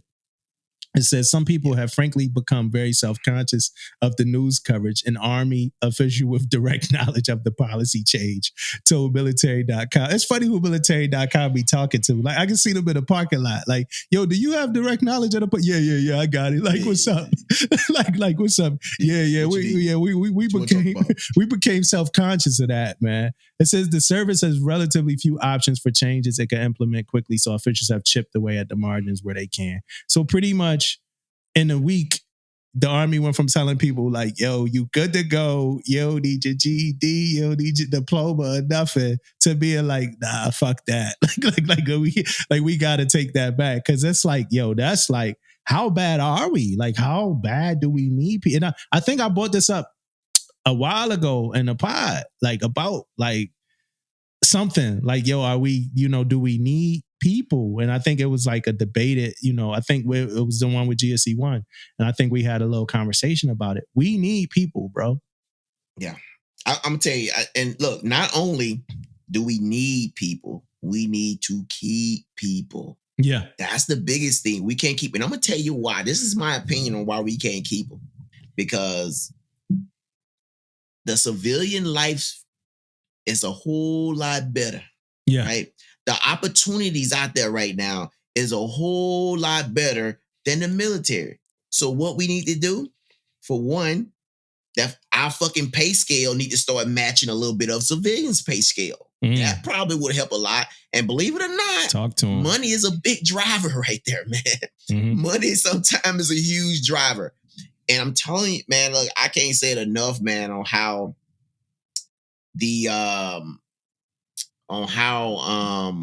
the civilians' pay scale is much different from ours, man. Yeah. And the opportunities, man. This guy just got out the Navy, man. Just got out the Marines, man. And he got a desk job at home, working from home, right? Starting out 130 for the job he's doing. Like, that's more than he was making while he was in the freaking military. Yeah. Like, but can he get his teeth cleaned? Can he get his teeth cleaned twice a year though? Can he get his teeth? I'm assuming he can. Okay. You know, he get his teeth I'm assuming twisted. it got something to back to some type of stuff. I don't know. I ain't get that detail, but I'm just talking about how much he making. Yeah, that's crazy. You know what I mean? Yeah, that's crazy.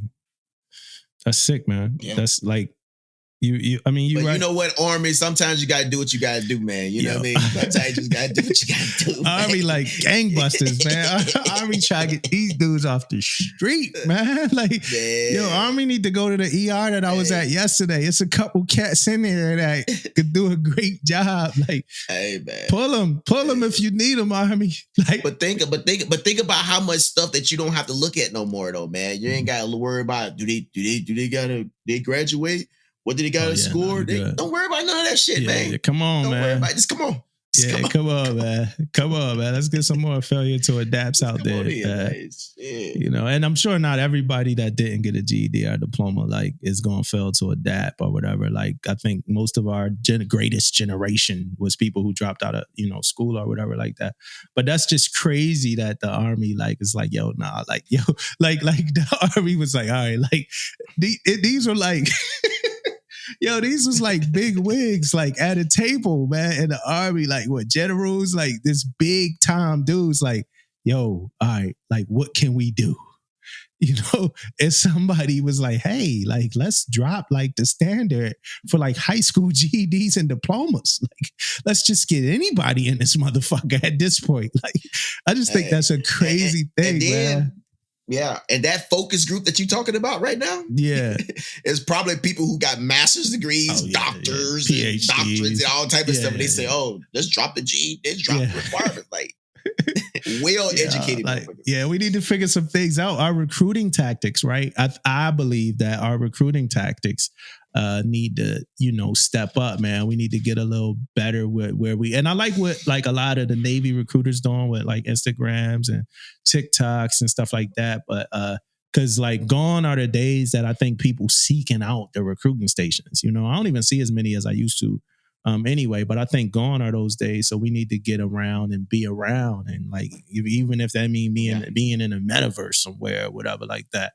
A lot of military stuff got to do with security and privacy, and so we got to work our way around that too. I got we got a couple more small things to talk about, and I think we got some major things to talk about, man. 100, 200 sections of the PQS, man. Do people do them?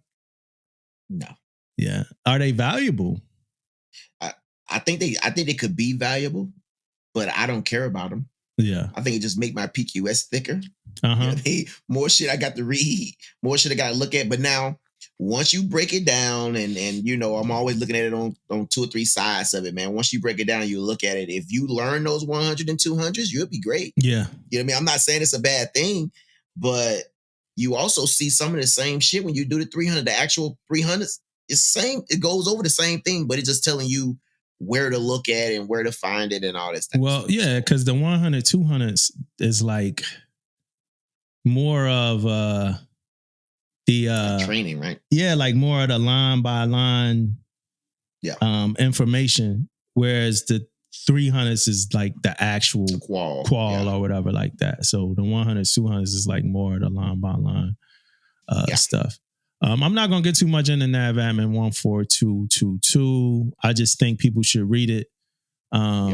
It's just about key force management, personnel policy actions, and enlisted active component to ensure the Navy remains fully manned and operationally ready, because we need people, and I guess the Navy didn't think to drop our standard as far as having a high school diploma or GED, but we need people. And just one note on that though, that I won't people who's going to read it. I'm sure everybody already going to read it and look at it, but hey, it says sea or shore duty in there.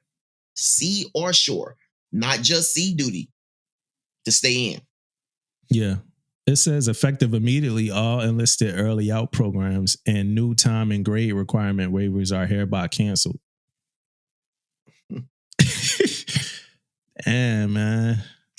Everybody trying to get your boy right here, man. Damn, yo. But I know it's a period. If we go through it, it's like a period. I just don't want to read another NAVADMIN today. We kind of chilling, kind of back, trying to get our groove back a little bit.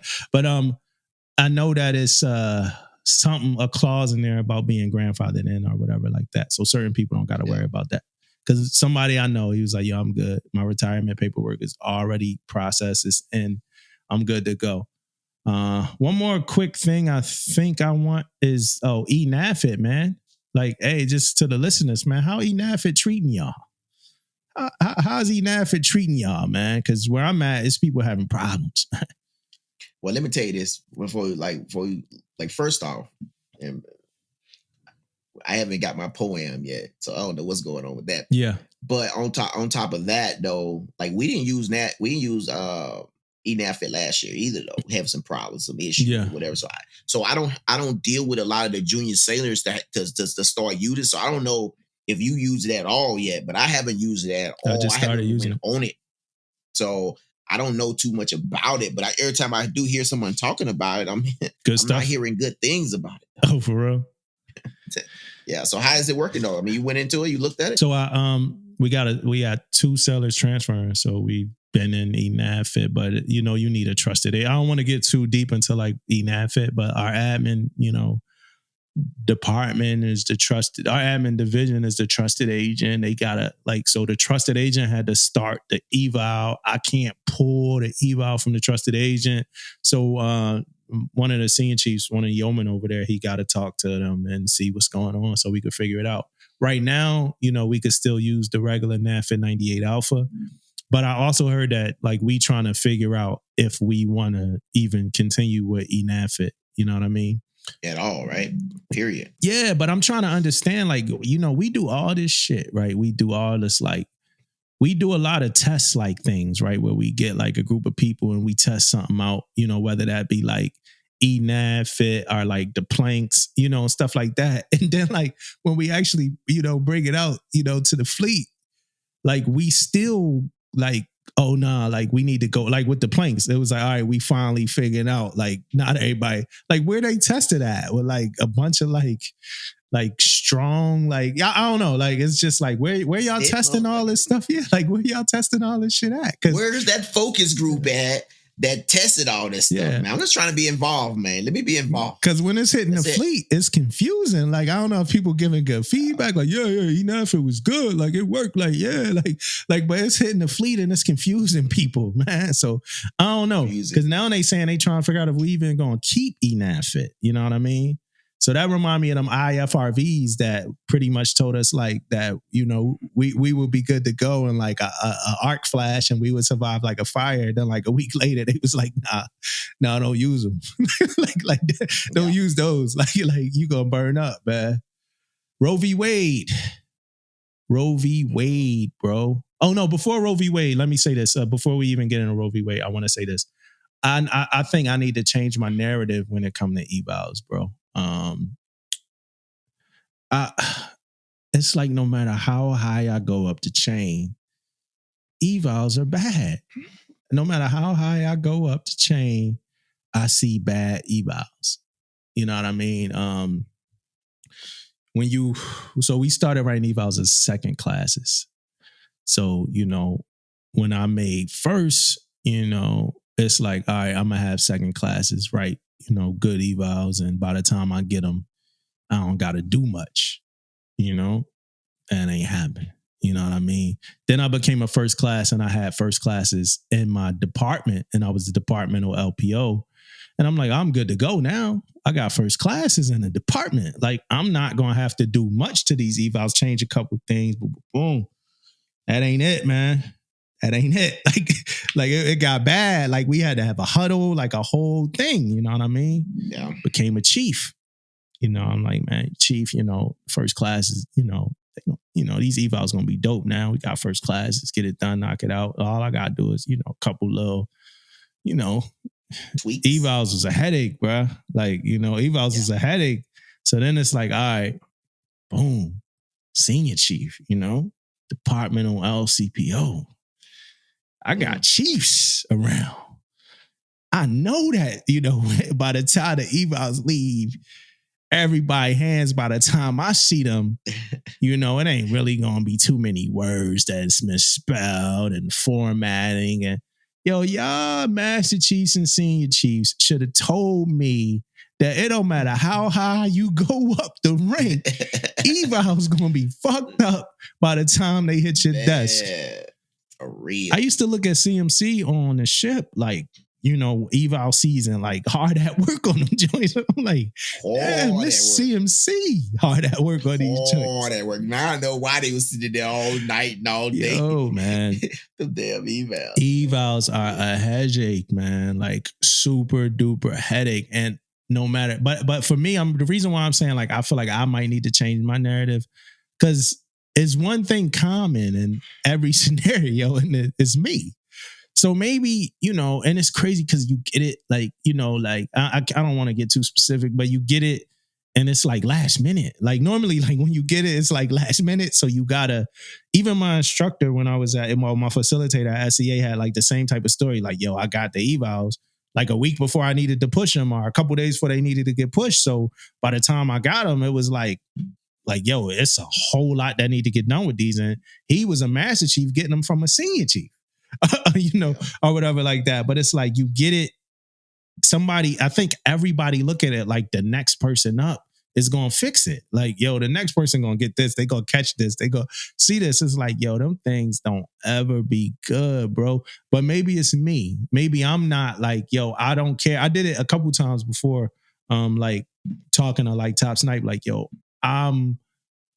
it's on me. Like, yo, Top, it's on me because you don't have evals from us. However, I can't accept the evals that I got. So we got to, you know, push them back. And that could be, you know, the junior sellers giving it to the first classes jacked up, and the first class is not really like, no matter what this, you know, situation was, it's like, yo, Top, I'm not giving you these evals I got. And I'm not accepting them. I'm not taking them again and fixing them and doing all this work. You know, that happened a few times. I didn't know that happened. That had to happen everywhere you go. You know, I don't know if you experienced the same thing as me, or you got lucky and had some good evals. But for me, I think I need to change my narrative. Yeah, no, same way, man. And you know, and I learned real quickly as coming up with my evals, man. I said, oh man, this looked pretty good, blah, blah, blah. Especially when it comes to the chief eval. I'm like, okay, you know, I ain't got to do too much of these evals. And I may like look at it real quick and say, whatever, okay. Or if I'm the same rank, even seeing chiefs, man, if I'm the same rank, I might be like, I'm not even worried about that. We kind of going against each other, setting this up. Then I got tired of my department head or XO or whoever comes back and look at me and be like, hey, did you look at that? You know, yeah, like, yo, did you even look you at get that little thing like, did you look at these? I was like, oh my goodness, give them back, send them back. Then I had to go back and I started actually freaking, you know, like I normally do now. Anytime somebody send me anything, man, I'm taking that bad boy out and put that thing in Word so fast, man. Yeah. I think it's going in Word so quick now, man. That's how I started off, like going in Word. So yeah, man, it's the same way. They ain't gonna stop either, man. It's bad. I need to hear this from some Master Chiefs, man. Some old fleet, some old Force Master Chiefs. Like, is this for real? Like, do these things never get better? Like, no matter how high you go up. But I ain't lie, man. Like we've been on ships, man. We go by that freaking, we go by CMC door, man. When it's eval season, man, he be up in there with folders in that. My man looking like Rumpelstiltskin. My man be in that J looking like Rumpelstiltskin, working out the what's the name that he be doing or whatever with the wheels or spinning, trying to weave gold out those shitty ass evals, man. Hell yeah, boy. All right, so Roe v Wade, right? We know about it. We know, you know, Roe v Wade was overturned, which pretty much meant that the states, you know, now had to say, and I'm paraphrasing, I don't want to get all like specific legally, but it pretty much meant that the states now had to say in abortion rights for women, where before, you know, the government gave women just, you know, rights to have an abortion, like it was their choice. Now it got turned back over to the states. I actually did a lot of research, and a lot of the things I did the research on that had to do with Roe v. Wade is not nothing that I think I plan on talking about here, but I did a lot of research on it to understand the inception, like how it started before, what it means now, what it meant then, and, you know, a lot of stuff like that. I know I'll say this though, for sailors, just looking at like what SecDef was saying about, not wanting to do the same thing we did with COVID, when as soon as like just changes.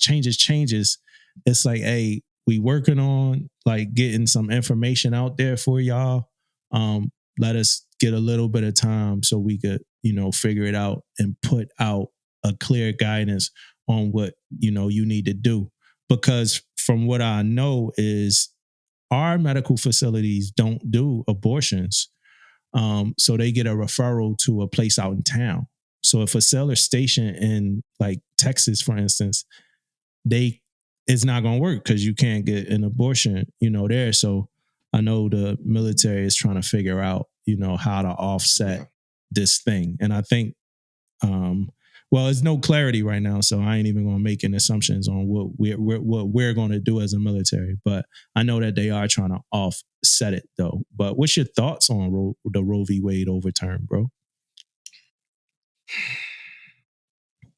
Man, when I was looking at, because it was on every news channel, man, and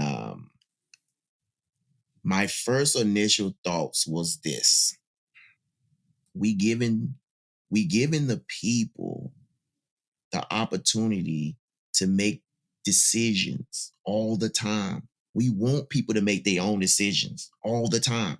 But now we just took the decision making out of the people's hands, out of a woman's hands. She cannot make the decision on it. So that's my take on it, man. My take ain't on, I'm not a pro-life, not a whatever the case may be. I'm not getting into all that stuff. I don't want to talk. And I do have an opinion on it. Trust me, a big opinion on it. Yeah. But I'm not going to get into all that. But I feel like with everything we do, man, we are giving people a presence, giving them a stage, giving them this and that. But I feel like this thing here just took that away a little bit. So that's kind of my take on it, man. But you're right, though. When it comes to the military, man, it's a big deal now. It's a really big deal. We really got to get some information out there to sailors and the military as a whole, not just sailors, military as a whole. And, something has to come out and talk about it. But I can tell you, man, this was a huge decision, though. I can tell you that, man. This was big, man. If you guys, I know ain't nobody living under no rock. This has been on the news like forever, for a hot minute now. And it's going to play a big part in, I'm assuming, elections and all that stuff too. I'm assuming it's going to be huge for all that stuff, man. But yeah, man, that's tough. It's a tough decision, man, to make. Yeah. It's tough to put that decision in somebody else's hands to make that decision, man, because, you're going to always be on one side or the other side of it. It's no in between on this one, man. It's like no in between. You either going to be this or that, period. Yeah. And I'm hearing a lot about this decision. Like, is this decision being like a springboard for other decisions, and like this decision being a focus for like the last 50 years, like since 73 or whatever, like this being something that they've been talking about since they actually made it, a decision back then, and just different things about the Bill of Rights. Like I said, I did a whole lot of stuff that I'm not going to talk about as well. I will say, for me personally, I'll say it, like, I'm pro-choice. I'll say that myself, I'm pro-choice. I have other thoughts about a whole bunch of other things, but primarily I'll say that I'm pro-choice. What I'll say is everything that you said about taking the decisions, out of the hands and stuff. But the biggest thing I wanted to talk about was we need to get into our instructions when it comes to like, we need to pay attention to, like, military is kind of, we move around a lot, but we need to pay attention to who we're voting in different offices so we could like know what's happening or whatever like that. Not just the president, but different offices. Yeah. I say that because myself, as a military member who moves around a lot, sometimes I don't feel connected to the place I live or whatever like that.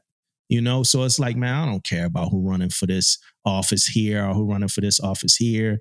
I'm from, Pennsylvania. Like I know how we, and that's not the way that we got to think. We need to have more power over like some of these decisions and who we vote for and the people that's actually getting shit done, processed. And, like, I remember being young and thinking, like, real young and thinking the president was the one who made the decisions. But if you look, President Biden is like going against like this decision that was made. So it's pretty obvious that, the president isn't the one. And I'm talking about real young. I learned a long time ago that, the president wasn't just the one.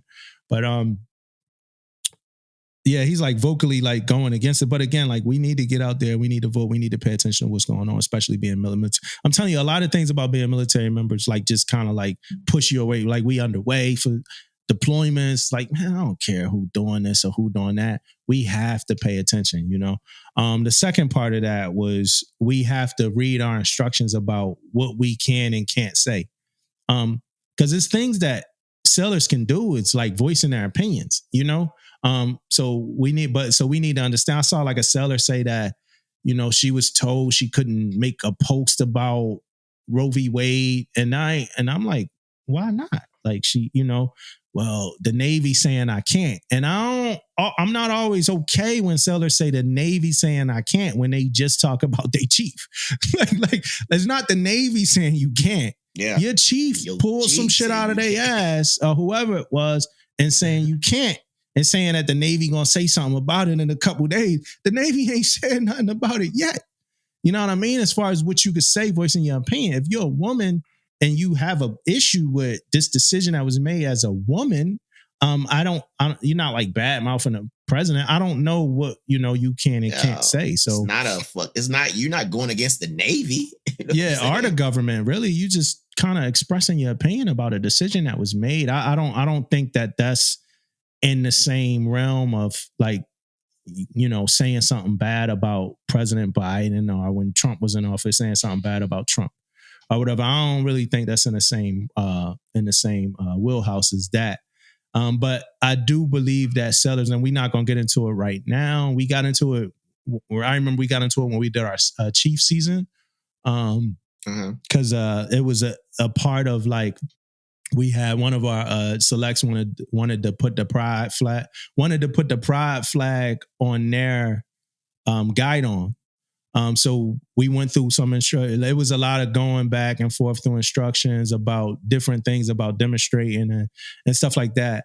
But I learned a lot in reading those instructions. And one of the things that I learned in reading those instructions is things that sailors can do and can't do to voice how they feel about certain things and decisions. So I think sailors need to read those instructions. And it's a few. They legal instructions, there's all types of stuff. And I don't. Sorry that I don't have the resources right now. If I can think of them, I get them all on the episode notes. But I think sailors need to get in and read the instructions to figure out what they can and can't do as far as voicing how they feel and not just, hold yourself to like the sea lawyer that's like, yo, we can't talk about this. Or yo, we can't talk about that. You can't express how you feel about that. I think that's really bad, if it is something we could talk about, because now you're giving sailors this whole thing like, yo, we not shutting everything down. Yeah. And then if any, like, I don't know, we talking about getting into the instructions and finding out if anybody out there have, firsthand knowledge on this, come on, hit us up, go in the comments, whatever the case may be, to help everybody out, what you can say and can't say. But you're dead on, man. Like I don't feel like this has nothing to do with Navy and you bad mouthing the Navy. I don't think it has anything to do with that. Yeah, man. Yeah, it's yeah. But yeah, I know a lot of women. I think that was the day we graduated SEA, and like the dude that was cleaning the NGIS, he was like, hey, you know what happened today? I'm like, nah.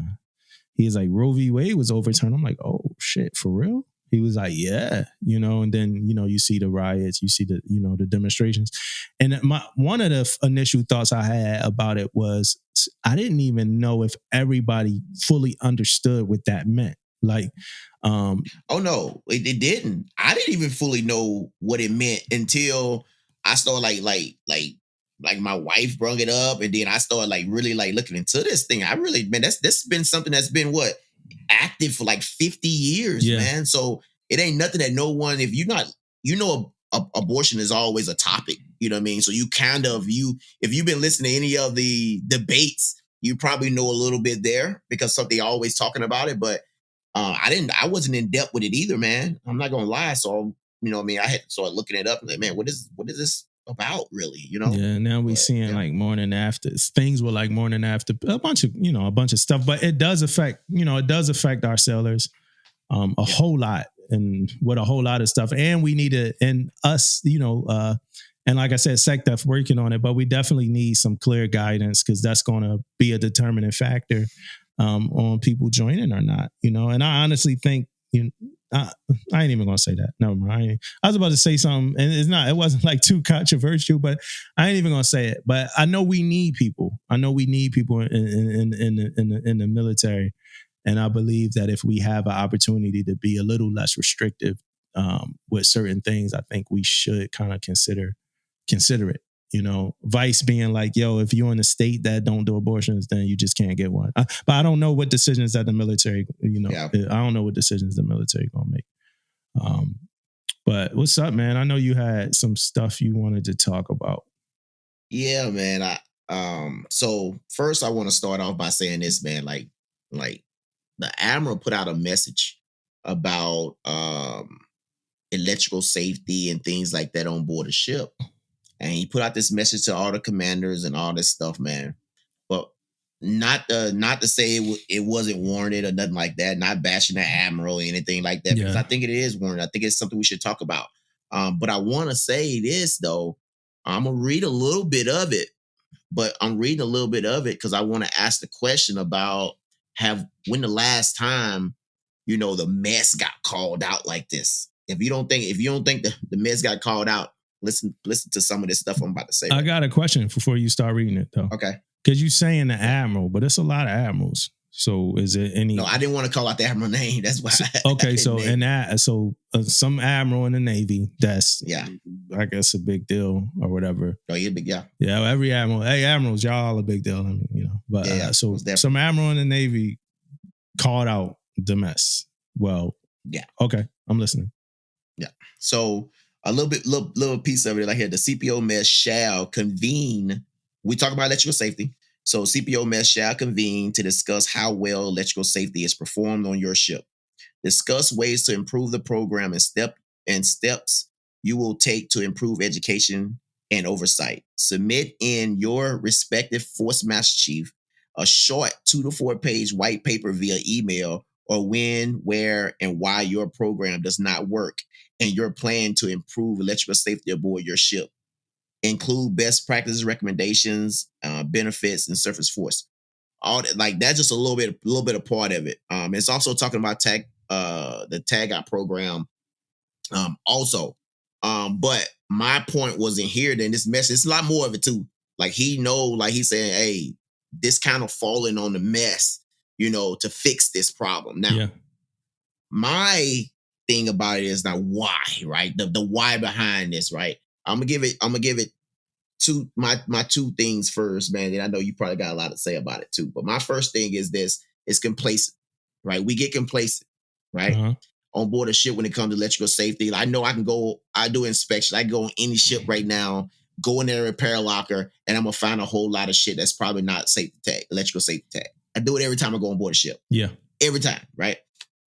So complacent. And then the last thing is that accountability, right? I feel like now we get a lot of slap on the wrist, man, slap on the hand. No one getting held accountable for these programs. And that's the reason why. And I'm going to tell you why everybody ain't getting held accountable for these programs, right? Like on board a DDG, right? For example, you have, say, in your division, you got freaking 4 electricians in there, right? You think you're gonna like your electrical program all jacked up? You think you're gonna DFC the electrician chief? No, you already got the command. He already got with 3 or 4 electricians. Yeah, right. So most of the time, I think it's gonna be you can't really like hold them accountable for this program. You can hold them accountable like LOI, write them a letter or do something like this. But we talking about like really like get in the weeds of this. And I think the manning can kind of like hold a restraint on you also. But the biggest thing I'm getting at though, man, is accountability. Like these programs, you have program managers to look at these programs and hold people accountable, but it's hard to do, man. It's hard to do. I understand where the admiral's coming from, because you have inspection teams that goes out there and look at these ships, and the number one thing is tag out electrical safety. Mm-hmm. Like those programs are on the top every time we go on board a ship. So I kind of know where it's coming from. But I just haven't never seen like it actually like a memo or a message come out there like pretty much saying the CPO mess, like, you know what I mean? Need to do this, need to do that from this high up. Yeah. I just, but yeah, what you think, man? What's your thoughts? I'm going to read something else from the thing real quick before I start, man. Yeah. That's kind of close to home for me. So it says the purpose of the forced electrical safety program is to keep sailors safe from harm. Short of battle damage repairs in wartime, there is no justification for anything other than rigorous daily program adherence. This requires a crew that fully appreciates the importance of detailed execution and the consequences of failing to execute. For the chiefs, take ownership of this program and drive cultural change. Your daily emphasis on the deck plates will turn the tide. Let us know what we could do to help. All right, so I'm going to paint a picture real quick. So we are in Chiefs training in the Chiefs mess. And the training is like this old ass PowerPoint about CFL, some bullshit about, sorry for curse. I cursed a couple times already too, like in rapid succession, right? But it's some BS about, somebody trying to cheat on a weight, And I remember like Chiefs, like, in our training, chiming in saying that, well, if they cheating on the weight, they going against policy and instruction, and that's wrong, and they shouldn't do that, right? As we having this conversation, I look over at a fucking rice cooker that was in the mess and a waffle maker, right? And I'm thinking in my head, right, like, yo, this training is bullshit because we are right now out of compliance with an instruction that we know for sure we shouldn't be operating this way, right? Somebody might ask me, like, well, what were you doing in the mess with the rice cooker and the waffle maker, right? And bro, and me and you could really talk on this one. I'm hoping we do. But I fought to the biggest issue I ever had to deal with when it came to adherence to the electrical safety program, no matter what issues that we ever had on the ship, and we had a few, the biggest issue I ever had to deal with that eventually affected me in a way that felt weird as fuck was with the mess, man. It was with the Chiefs mess, bro. Telling them about that we shouldn't have a rice cooker and a waffle maker, right? And I'm not going to get specific with names, but I mean, it went to the highest like levels of like arguments and fighting. Like I remember feeling like I wasn't even accepted. I remember feeling like and not from everybody, but I remember feeling like the heat, bro, a little bit, like not accepted. That's the wrong way. That's the wrong way to put it. Cause I know people like me and they, accepted me, but I remember feeling the heat, feeling like if I leave this room, is people going to be saying something about me. And it had to do with a fucking rice cooker and a waffle maker, bro. And I remember being like, yo, this is just my instruction that I'm trying to uphold. Like and I remember feeling like people feeling like I'm taking things personal. It's a personal thing. Yo, this is just my instruction. Yeah. You know what I'm saying? Like it got crazy, bro. It got to the highest level. Like I off of this pod, man, I give like a crazy story about like, going through it, like with like a specific person, like I'm going to talk to, and they like, well, what, like, yo, you took the rice cooker? Like, yes, I took the rice cooker. I took it. Like I took the rice cooker. Like we're not supposed to have it. All right, well, I'm going to go talk to the captain. Like that shouldn't be a thing. A captain shouldn't be able to like, and I'm not specifically talking about my ship. I'm talking about a bunch of ships. When I think about some of the things that we say, because captains could do a lot when it comes to instructions. A captain shouldn't be able to say, I'm okay with violating the electrical safety instruction program here. Let's put this on a memorandum. Like, that's something that a captain could do. Like, hey, we want all of the officer staterooms that have refrigerators. So let's just put it on a memorandum so that they could all have refrigerators, right? And I remember going, and Electro will find this funny, so I could talk about this. But I remember going to Electro like, yo, the Chiefs, they really fighting me on this waffle maker and this rice cooker, right? And Electro was like, yo, we got a waffle cone maker up in the wardrobe or whatever. And I'm like, yo, this is, so me and him, and I say all this with no like no malice or nothing. I'm just kind of recapping like what happened. Cause we went through all of that. Like, we went through all of that. But my guys would come into the mess like, yo, Chief, it's a rice cooker in there. So, it starts out with, yo, we just doing this for deployment, for morale. Yo, but we can't. It's not in the instruction. We can't do this. Like, right? Like, so it's a fight from the jump. We had a regime of it before that would never do it. They never did it, right? Like, it's just out of respect. You know what I mean? Like, and I call them the OGs, like, but they just never did it. I never had to fight with them. If I did, I know they had more, like, I know they was like the OG. Again, they was like the OGs, but I never had to go through it with them. They respected the program. Like, then we just got people in there that I love and respect them, but they did not respect certain aspects of that program. And it was a fight, bro.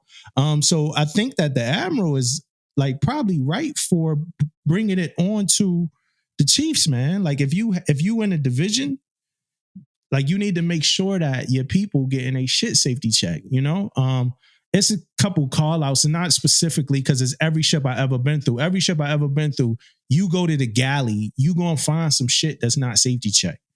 If you go to the galley, you go to repair. Any ship I ever been to, you go to repair. That's your works in a division. Mm-hmm. You going to find some shit that ain't safety check. I've been to some electricians' shops when shit wasn't safety check. Like, yo, we should be making sure our stuff safety check. Then it's like, they used to confiscate. Back in the day, they would confiscate people's stuff, take their IDs, do a whole lot of stuff like, yo, you can't get this back. You're not getting this back. Nowadays, those cords and cables to charge your phone, like, man, my God, like we wound up having a junkyard of cords and cables because nobody really was coming to get them back. Like, so it's like, like we can't even instill like electrical safety, like respect into the program because it's like, instead of coming to get them back, they just going to get another one and not get it safety checked. Yeah. Like after we confiscate it, like it's like, yo, like all of this is for a purpose, It's something. What's up? Yeah, especially talking about, whoever do this, we have canceling shits, blah, blah. You say them words right there. They just not going to get it back. And then there's some things on the other side of the coin that I think that we need to kind of invest in, like, why can't we have a rice cooker, right? And I understand it's on the instruction, and I understand about 3-prong, and I understand certain stuff like that. But I also understand we can have certain stuff in the galley. Why can't we figure out ways to have some of these things in a way that they not going against the instruction? Like, okay, heated blankets and stuff like that. No. But have some of these things been updated since such and such? But I know the 300 just been updated. So it's like whatever's in a new 300, we have to comply with it. It's instruction. And I remember going through the galley, and I got love for it. Like I said, I got love for it. But I remember one time, going through the mess line, and CSCS at the time, he was a CSCS. He developed a rule that you couldn't, like during chow hours, you couldn't walk in the direction opposite of the people that was walking to get food. And I remember fucking with them like, hey, bro, now I'm adhering to this rule you made up out of thin air that we can't walk down the P-way while people getting food. I'm like, but meanwhile, I'm fighting for, and I think he was more on my side, but I'm like, but meanwhile, I'm fighting for people to adhere to something that I have in black and white. You know what I mean? So like that's just near. I don't think we even ever talked about that on this podcast, but that's just something that's near and dear to my heart because I've actually fought about this. And I remember that. Like I remember that just like yesterday, man. On how animated everybody was about that rice cooker. I remember the rice cooker specifically. I think that was the the waffle was too, but the rice cooker too. Man, I remember that rice cooker thing was going back and forth and back and forth. And you're right, man. I remember like times people was talking about, say, hey, man, I don't think it was like a lot of negative talk, but it was a lot of talk about like, man, Damo ain't backing down on this rice cooker type deal. You know, like he wasn't backing down, you wasn't backing down. So, but yeah, man, that was a big deal. And now, like when I first. But it got to a point but it got to a point people, I felt like people were sneaking and using that job. Cause I got back off leave. I got back off leave and the rice cooker was out again. I'm like, yo, like what we doing? Like people was buying new rice cookers. Like it was so, it's funny to me. So again, this shit is serious because Admiral talking about it, right? It was serious in that moment because it's in accordance with an instruction that we should be following, right? But a lot of things happened that appeared to be emotional. And I feel like me being emotional had a lot to deal with the fact that I felt like my program that I'm expected to like enforce wasn't being respected by the group of people that I would expect to be the number one supporters of enforcing a program. You know what I mean? So that was the hardest thing for me. Yeah. But I love y'all. But back to like our listeners, if you guys have seen before, man, where Admiral is like talking about the mess, or anybody with whatever type of experience, I just never seen it to this level. And we talking about a vice admiral too. Yeah. So, you know what I mean? So I never seen it to this level. If you guys have, man, bring it up, put it in the comments, you know, whatever you guys, you know, hit us up and let us know, man, if something been to this magnitude. Another thing though, another thing, like, so it's like a lot of people, and it could be me, right? And I'm definitely open to be kind of corrected, but because again, Admiral talking to us, but a lot of us, right? I'm talking about Chiefs here. A lot of us focus on our little thing. And I mean, as far as how much credence we give something, a lot of us focus on our little thing. We don't focus enough on everybody else's little thing. You see it more based off my perspective. You know, people can argue, but I feel like you see it more with like DC stuff too. Like, hey, like we doing this right now for combat. You can't go to the locker. You got this going on. We got this going on. You have to, you know, be savvy in this. This your job. This our little community. And I'm not saying I'm not guilty of doing that, you know, as well at times, you know, all right, let me get all the EMs. Like if we doing something, you know, let me get all the EMs together and let's go do some electrical safety shit that we've done 100 times, but let's do it again because like you'll see it in like when we prepping for inspections and shit. Like, all right, well, my EMs, they don't have to do nothing in those spaces. So let's go change light bulbs. Like a lot of us focus on our little thing and we forget about something that encompasses the entire ship, like DC, that encompasses the entire ship. And people don't like electrical safety is a major program in the Navy. And I hate like, cause I'm the electrician and like people think, oh, electrical safety is a major program in the Navy. The ship is not operating without electricity. Like it's a and the thing about it is, man, like not to cut you off, man, but people don't understand is that and tag our program too, another one that's huge. That's also probably your program too, right? Yeah. It's like huge programs, right? But you know why they so huge? World, you know why they so huge? Because people die from these programs. Equipment freaking get jacked up because of these programs. So that's why it's on the top of the admiral's list, and they on top of the captain's list, and they on top of should be on top of the mess's list of things because people die from this stuff. Yeah, and it's a full ship mentality that we need to have. When we started having all of those fires, those Charlie fires, remember we started having all those Charlie fires damn near back to back? Like we needed to take a day or two to like sit down and do some walkthroughs really about like how to actually combat this fucking fire for whoever. Yeah, the EMs know how to do it. Like, yeah, the EMs could get in there and, you know, and then a lot of times in real time, people don't do things right anyway, right? I remember being on my first ship, we had a fire in the switchboard. It was EMs and GSEs and shit ain't happened right. Somebody got shot, right? But, you know, we talk about like the last time, all them fires, at some point we need to stop. Like, hey, we need to stop. We need a 2-hour block for like the next 2 days to just talk about what's going wrong and how we need to fix it. Let's not act like shit ain't going wrong. Let's address it. Let's acknowledge it. Like what they say, get real, get better, right? Let's address it. Let's acknowledge it. Let's work through it. Anybody that has an electrical rate should be able to put out a fucking Charlie fire, right? It's a struggle trying to get people that's electrically rated, that's not EMs and GSEs, to become duty electrician qual or repair electrician qual. Fight. That's a fight. That's a struggle. And y'all electricians, y'all do this work, our electronic people or whatever, y'all do this stuff. So yeah, I think it's just a full mindset thing. And people got to stop sometime looking at things like a battle or like a competition, like combat got a tag out program, engineering got a tag out. At the end of the day, if combat tag out program fucked up, tag out's fucked up. You know, so that engineer in chief need to be worried about that EMC, that GSE, whoever it is. They need to be worried about combat. And then combat need to understand that if that EMC and GSCC is worried about combat, they really just doing their job. They not trying to say combat tag out program fucked up, don't know what they doing, whatever. They just doing their job. And it's the same vice versa.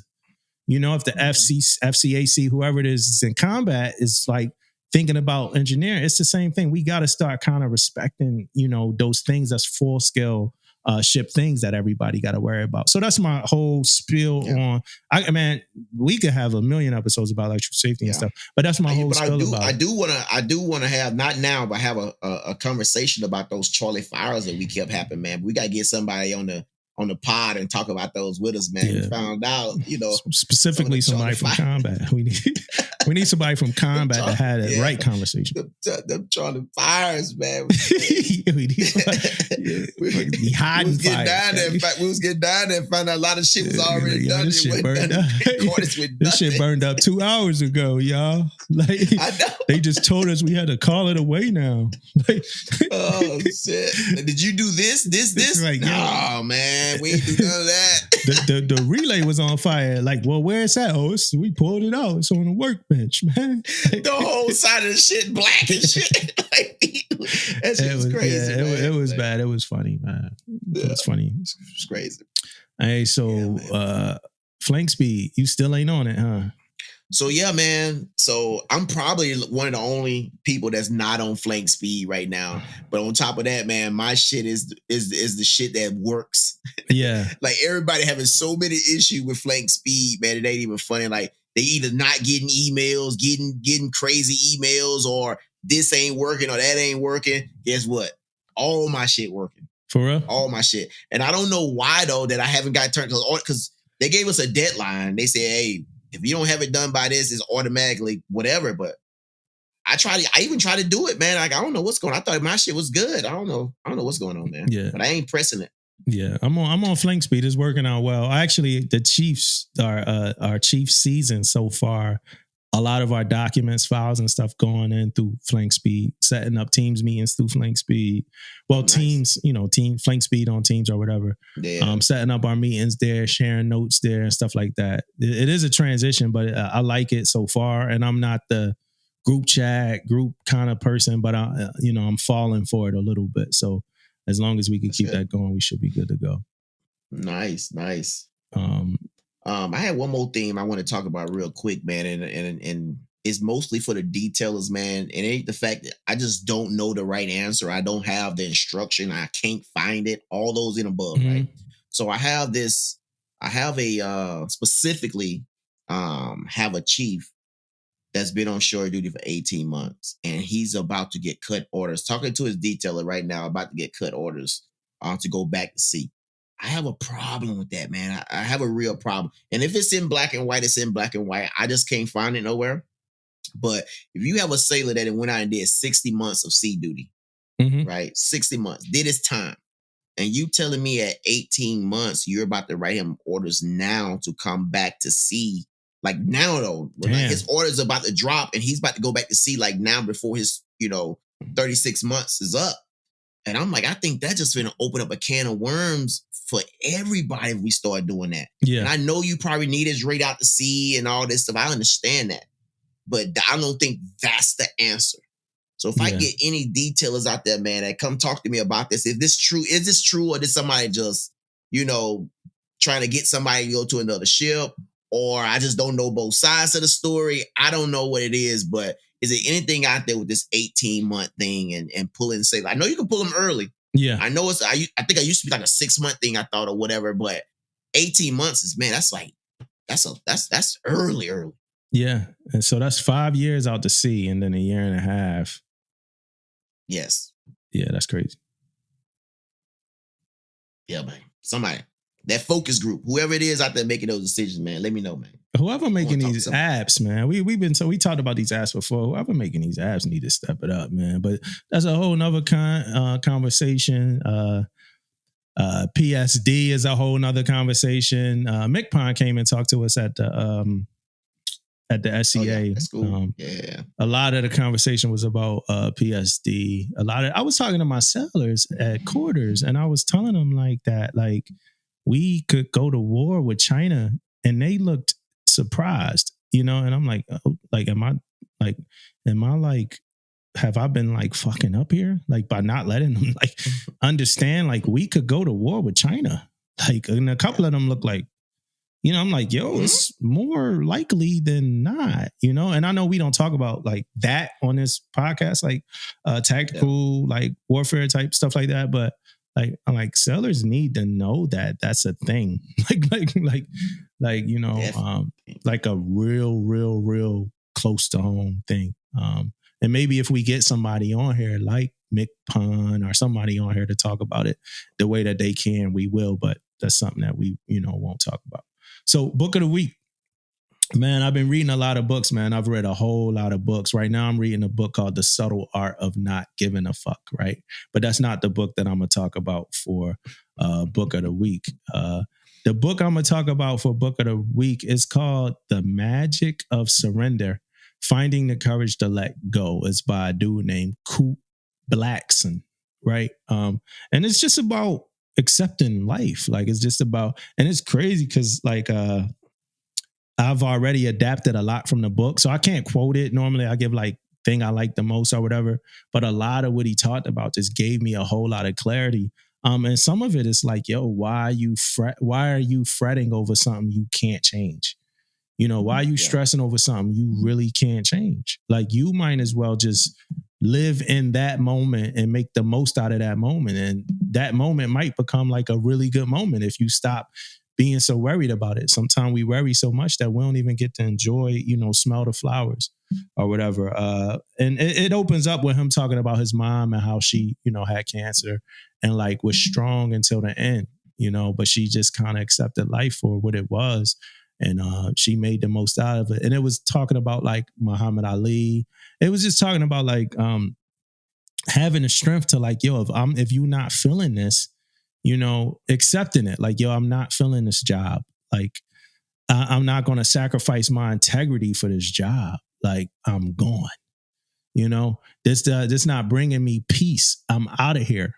You know what I mean? Like, and maybe you do have to start back over, but you start back over on your own terms or whatever like that. He was talking about how he was dating a girl and the girl told him like, yo, you still have issues with your dad that you have unresolved or whatever. And he broke up with the girl. He broke up with her on the spot. And then he's talking about like years later, he's dating another girl and he was really and madly in love with her. And she told him the same thing, like within like a couple of weeks, like, yo, you got unresolved issues, with your dad. He's like, eventually I got to accept it. Like, well, maybe I do, Okay. And he talked about that. He talked about how his mom's death, like, made him be like, yo, I need to have a relationship with my dad. And he talked about how, like, you have to probably kill that expectation. Like, it's a two-way street conversation. My dad could call me. He's like, yo, I call my dad every day. I call him every day. We talk every day. I'm not holding on to like, yo, he should call me type stuff. that kind of, conversation. I think that's something else that happens a lot with us in the Navy. We go on so much. Sometimes we get estranged from members in our family and we like, yo, the phone worked both ways, and a lot of what he was saying was, yo, but I could make the call, So I think that was a good book, man. It was a really good book. You would love it, Damon. I actually recommend it. I don't always recommend books for you, but I actually recommend it for you just from the way the dude narrating, bro. He gonna make you want to run like 10 miles in the morning. He just he's really excited the whole book. Like Kute ain't playing, man. He hyped the whole book. He sound like a pastor, bro. Blackson, huh? Yeah, Kute Blackson, yo. He's I want to say half Japanese and half African. Like I think his dad's from like Sudan and his mom from Japan. But I could be wrong about that. But he's like energetic from the. And it's his book. He wrote it and he narrates it if you do the audio book. But energetic from the beginning to the very end, just super energetic. Damon, I'm telling you now, you will love this book. It's called The Magic of Surrender. Magic of Surrender. So before we get into this movie, right? And we know you saw it, which I'm happy about because it seemed like it's been a long time coming. I know, right? But that Navy captain, man, he took 700 sailors to go see Top Gun. Did you see that story? That's crazy, man.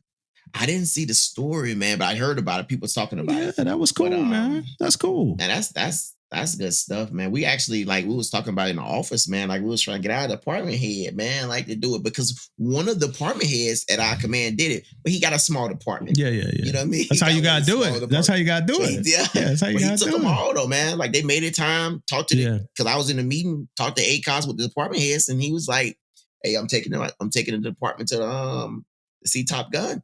Yeah, and we was like, "Oh." Then he took them, man. Like made the time and made it happen, man. That was good stuff. Yeah, that's cool. That's pretty cool, man. I thought that was a dope story. Cool captain. I think he rented out the theater. Yeah, I think he rented out multiple theaters. Or he paid for multiple theaters. That's some cool shit, man. Like, that's some stuff you got to do on the base, man. Yeah, like, you know what I'm saying? That's some cool stuff for a CO to do, man. I think that's so dope. But what's up, man? You saw I talked a little bit about the movie before you saw the movie. What's up? What was up, man? Let's get into it, man. So Top Gun, our good old friend Maverick, man. Pete Maverick Mitchell, a.k.a. Tom Cruise. If you guys don't know, directed by Joseph Kosinski. And but yeah, man. So let me tell you guys a little bit about the movie. But before I go there, I didn't watch the movie probably almost 3 weeks in. For about maybe a month in, I haven't watched it yet. Yeah. So people been trying their best to give me some info, trying my best to say something. I keep like, no. But no one had a negative thought on this movie. Mm-hmm. Like 0 people who talked to me about it had no negative thought. I'm like, oh man, I'm probably gonna go into this movie thinking it's gonna be like, bah, then I'm gonna end up being let down. Right. That's my whole mindset was on it. So, but I didn't want no end. I wanted to see it from what my view. I ain't want nothing. So the movie started, and it started when and then it got to the point where Tom Cruise went down. And I was like, in my mind, I was like, okay, this is where he goes down, and then someone else is gonna kind of like take over the movie. Yeah. You know what I mean? It'd be like the new Top Gun type deal. Yeah. That's where I was at. And then he died.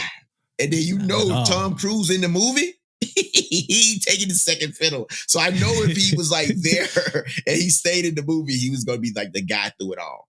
But let me tell you, man, the storyline was incredible. It had a start and it had a finish. A lot of movies today, man, you don't get both of them. Uh-huh. It ends crazy or some blah, blah, blah. This movie started and it ended, and everything in between was pretty good, man. I tell you, man, like I can go over several portions of the movie where I seen, man, like that kind of moved me a little bit. The one part that like moved me a little bit when he was outside the bar when he got thrown out, and then Goose's son started singing like pretty much the same song his dad used to sing. Yeah. That was pretty that was pretty good, man. scene right there. So it was a couple like crazy scenes, man. You went into his place. He had all the pictures and stuff in there of him and Goose and all this stuff, man, was pretty good too. Man, it was a good movie, man. I can't say too many bad things about this movie, man. But then he was the same way. So if you guys watch Top Gun, man, he was the same way, like always push the envelope. That didn't change. They kept it right there, always pushing the envelope. What I didn't get though, the whole movie got me. What I didn't get until he went through the little gauntlet himself. Yeah, when he went through the little gauntlet himself. Until then, I didn't think he was gonna be a team lead. Yeah, right. To do it, but man, he went through that gauntlet, man, and gave it. So I thought it was moving, man. Yeah, I damn near cried, bro. I damn near cried. Watched him. He was yeah. It was moving me, man. The whole time. I damn near cried watching that shit. Let me tell you one portion of the movie that I didn't get. I think it might be the same as me. Yeah, yours might be the same as mine. Yeah, I didn't get that they didn't use the other guy, Hangman, whatever. Yeah, I don't know why he wasn't part of the team. He was one of the main characters in there. Yeah. Even though he came back and did his thing at the end, but the fact that he was way better than those other guys. Yeah, but he didn't get the call. Yeah, but I know he kind of left people behind. Yeah, and I think the movie magic part was Tom would have been choosing between the best guy and Rooster. You know what I mean? Like, yeah, the best guy and Rooster, where he like you just said, he wasn't probably the best team player. Yeah. So that might have been. Maybe he learned from that. Maybe he learned from that. You know what I mean? Coming to save him at the end and all that type of stuff. So maybe that was his learning curve for the movie right there. What part you didn't get? And I didn't get it, right? But it was a part that I thought could have went different and meant more for the movie. Good movie, good ending. But I felt like if Maverick would have died, that the movie would have been more impactful. And I feel like it would have pulled more emotion out of. I hope Tom Cruise not thinking about playing Maverick again in another 30 years. But I feel like if Maverick would have died when he went down, and is pretty much, Rooster left, it would have been good. The scene of them two running into each other, it like was almost comedic. Like it was funny. It actually became funny when he hit him or whatever, when he ran up to him or whatever, and he hit him. It was funny, but I'm like, damn, that was a good opportunity. Because I thought he was going to die doing that. I thought like that was going to be his sacrifice. Like, Maverick died, but of course he didn't. It's Tom Cruise, man. Like, so of course he ain't, die. But that was the only thing. I feel like if he would have died, Probably would have, it'd been more impactful. Yeah, no I thought he was though. Yeah. No doubt. I thought he was. 2 different scenes. I thought he was gonna die. Yeah, 2 different scenes. I thought that was it right there. But yeah, because then they just had to continue. Tom. Yeah, no, not Tom, man. Tom but they just had to continue closing out the storyline after he didn't die. Like it'd have been easier to close the movie out if he did die. So that was my only thing that I thought could have been changed. But like you said, like I said before, those actors, man, like they got to be in the movie, but they ain't have about 8 lines apiece, man. You know what I mean? Like they ain't have many lines, man. You know what I'm saying? Tom pretty much really did the heavy lifting in that movie. Like some of them characters, they got to be in it. They learned how to fly. But I heard they had like $300 worth of like movie and they had to cut that, movie down. I heard they had a whole lot of movie to cut down or whatever like that. But I mean, what'd you think? You think it's a classic movie? I think so, man. I think it's gonna go down as a classic movie. Yeah. Man. So it's outselling so much shit right now, man. It's blowing up. Well, you know what I do? You know what I do like about it? And I saw the movie Coda as well. I think that this movie Maverick is like a paint by numbers movie. Like I feel like it does everything normal. Like I feel like it don't do nothing out of the ordinary. It's a normal movie. You introduce a character that you love. You give that character a challenge or whatever. You give the character adversity in meeting that challenge, and then the character meets the challenge, is triumphant. The movie is over. Some lessons learned with other external characters and stuff like that. It's love in the story. It's different things like that make for, a good movie or whatever. Because the adversity is when he's pretty much fired, and then the triumph is him coming back up, and like, yo, no, I'm gonna show you how to get this done and stuff. And pretty much he explained how impossible and how hard this maneuver was throughout the first 3/3 of the movie or whatever. So by the time you get to him doing it, you know everything at stake, you know how hard it is, you get everything. But again, I think this was like a normal movie. Like, and I think that's what like I feel like we've been missing, as like we've been getting a lot of Marvel, a lot of stuff like that. It's just a normal movie that everybody could watch, love, feel good about. Everybody can watch. Yeah. Yeah, like love, feel good about, stuff like that. So and that's the same thing with that movie Kute that I highly recommend. Like everybody watch. It's the same thing. It's a regular movie. It's not doing nothing different as far as storyline, plot, character, conflict. How does the conflict within the conflict? How does the character overcome to ultimately overcome for everybody? Same kind of story, same character journey, which I think was really, really good.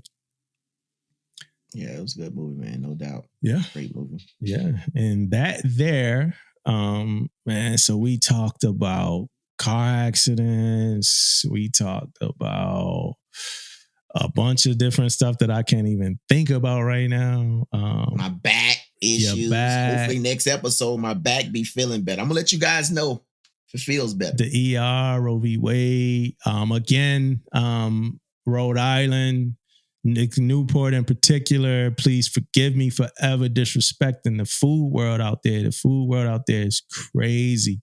22 Baron, I want to say.